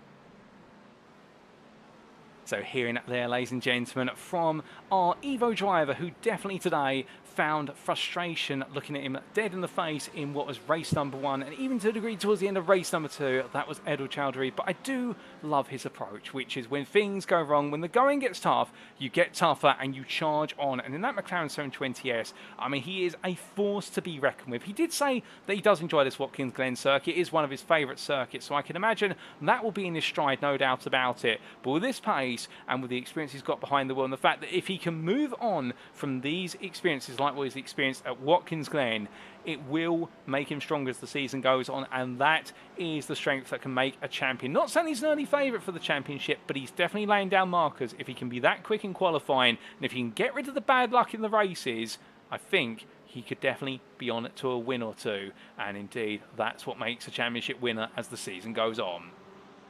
But then coming to our final interview of the day, ladies and gentlemen, you've heard from 2 Evo class drivers, so it'd only be appropriate that we definitely now hear from a driver from our Premier class, and we're going to come straight to John Ludborough, our winner from what was race number 2. And as he joins me in the interview room now, good evening to you, John, and well, what a day you've had yourself. Qualifying, it didn't quite work out. Race number 1, I mean, there was battle scars across every car, I think including your Porsche after the lap 1 incident, but you made it all the way to P12 and a P13 finish. And in race number 2, starting towards the front, you enjoyed a brilliant battle and brought home victory. It must feel as though today the smile has got bigger every mile and metre you've driven on the circuit. It certainly has, Paul. What a great race. I don't know what was going on in qualifying. It was the same in the practice session on Tuesday. I think on Tuesday I qualified last next to Danny. I managed to get back up into the reverse grid exactly the same as I did on Tuesday. My plan was just to keep pushing, P21. I just thought, well, if I keep it, people are going to spin. Keep pushing. And then I think there's probably about 5 or 6 laps left, and I looked up and I was like, oh my god, I'm in the reverse grid, and yeah, sitting, was that 3rd I think on the reverse grid, which is great. So sitting behind Pete, what a drive he had as well. I didn't think I was going to catch him. There was a little accident in front of us, managed to sort of avoid it. He crept about 1.5 seconds away from me. I thought, he's going to keep going now, but I managed to claw it back and managed to get past him somehow. Oh, without a doubt. It was a thrilling race number 2. The three-way fight between yourself, Pete Piper and Peter Dew, I think is going to be one of those stories we'll tell of the season, if not into the history of the GT3 Championship history books. But just coming briefly back to qualifying, you were saying there about the fact that you threw a lot at qualifying, and much like your practice session on Tuesday, but nothing seemed to stick. I mean, we know that the Porsche is a car whereby you've really got to find the flow with it, given how much weight is behind you as a driver. It's all about the corners and carrying the speed. And Watkins Glen, I mean, it's a circuit where you're carrying speed, so I can imagine you probably feel it more in the Porsche than any other GT3 car. And the fact you make a tiny mistake, that's staying with you all the way to the next corner sequence. Sure, the qualifying in the Porsche, I feel like I'm going quick, and it was only when I just sort of look back, I'm thinking, my times aren't that bad, but I don't know why I'm so down the grid. Obviously, during the practice session, there was I felt like I was quite high up, but in qualifying, everyone else just managed to put a blind in time in, and I was just thinking, 21. I thought, not too great, but not too far off the reverse 15, which was what I was aiming for. Well, to be fair, if it makes you feel better, I think the margins in the end from if we exclude the top 2, if we go from P3 all the way down to yourself, I think the margins were no greater than 0.5 seconds practically separating that entire section of the field. So it is very fine margins, but fine margins as well in race number 1. I mean, we had that nasty incident on the open lap. Where did you find yourself in all of that? Pretty much smack bang in the middle. I managed to, I slowed down a hell of a lot. I'm not sure who it was. I had a little coming together. I slowed down as I was just about to go around a parked car. The chap next to me sort of decided that he was going to put his foot down and try and pass me, but unfortunately we had a little coming together and he came off worse, and I managed to get away. I did get damage from that incident, so from lap 1 I was carrying damage the rest of the race 1. Well, unfortunate incident there, and to take some damage forward, but still race 1, like you say, take a P13, a P12 in class and get into that reverse grid. So let's come on to race number 2, really where the peak of the action was. At the start, it looked as though for what was Pete Piver, a solid start and around you, but of course you also had drivers like Klaas Vellen who are a little bit further up, but as the laps went on, it seemed as though the leaders are falling, and Sonny, yourself, Peter and Peter Duke were all getting faster and faster. But I can imagine there's a balancing act over 30 minutes. You've got the tyre life, but you can't abuse the tyres too much, as otherwise that rear's going to go. Yeah, I didn't struggle too much with the tyres. There was a few corners that I knew I was quicker than Pete. So that was my plan, just keep pushing, get on the back of him and hopefully make a mistake. With Peter Duke, he's so quick. I just thought I need to get in front, and I saw the times coming down. I thought, well, I need to get in front of Pete before he gets me, because if he gets me, I'm not going to get either of them. So I had to get in front of Pete before Pete caught up with us, and I think those two had a little bit of a battle as well. Once I managed to get past Pete, which sort of gave me a second lead. And then on the last lap, I thought, no, just take it easy. I let off a little bit on the last 2 corners just to make sure I didn't do anything crazy on the last 2.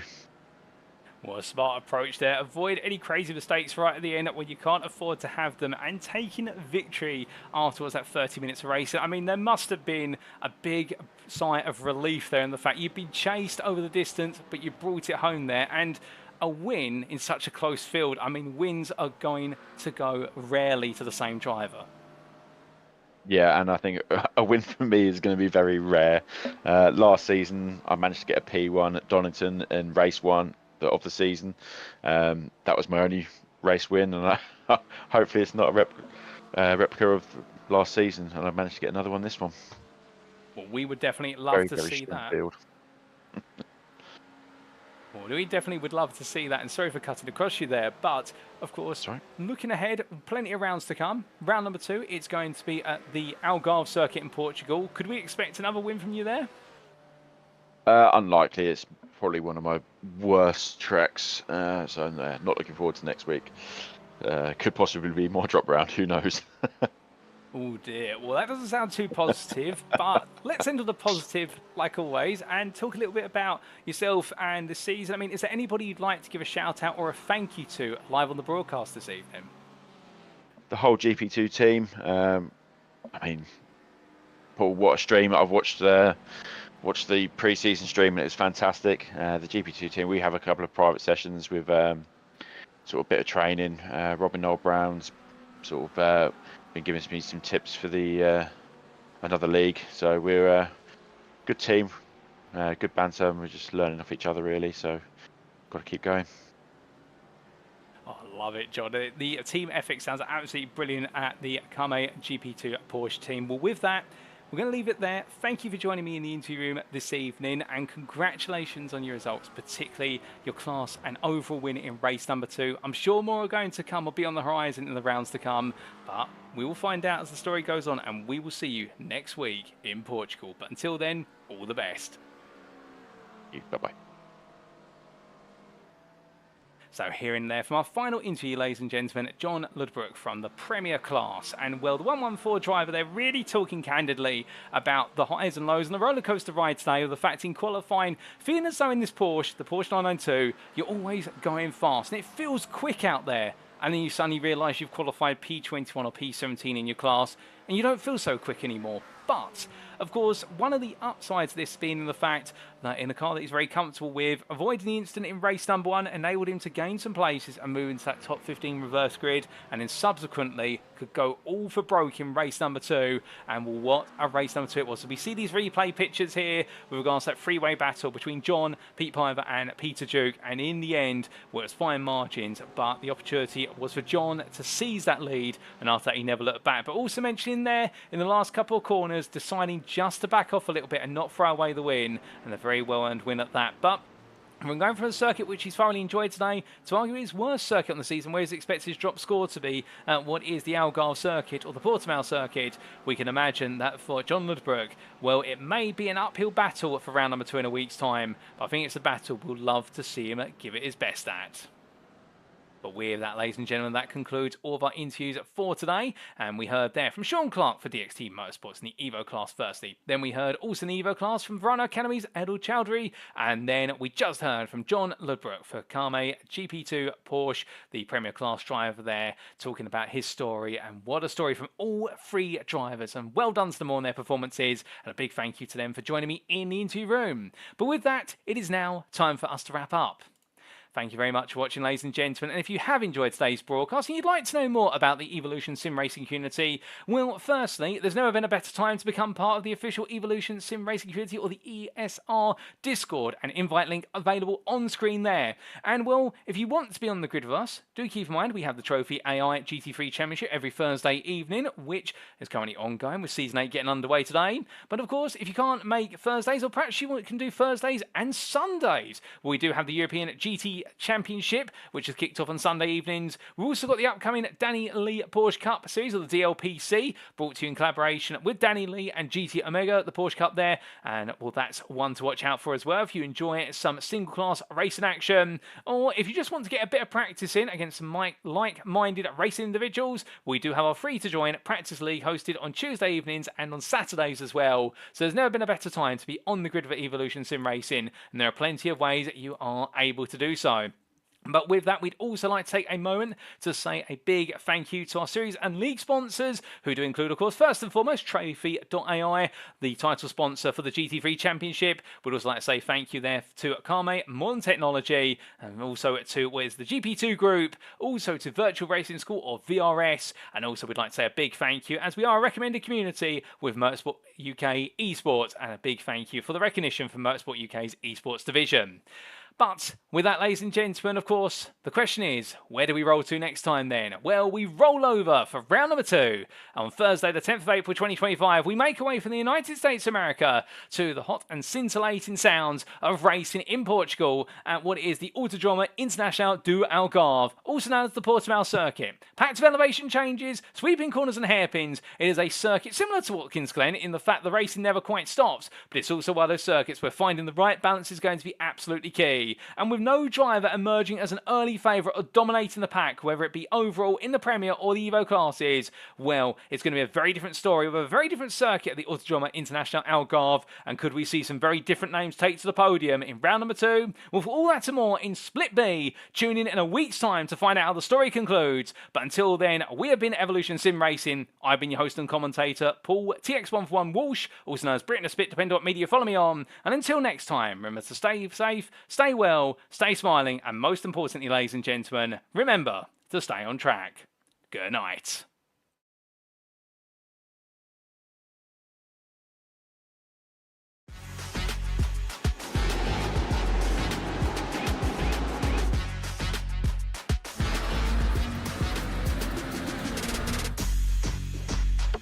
For the upcoming right-hander, brake 30 meters later and ease off the pressure.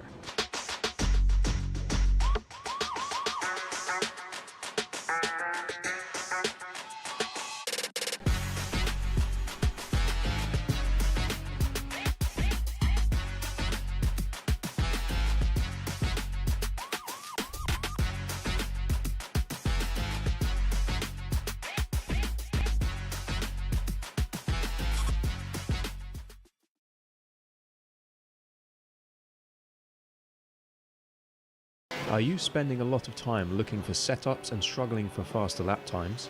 Are you tired of searching online for answers?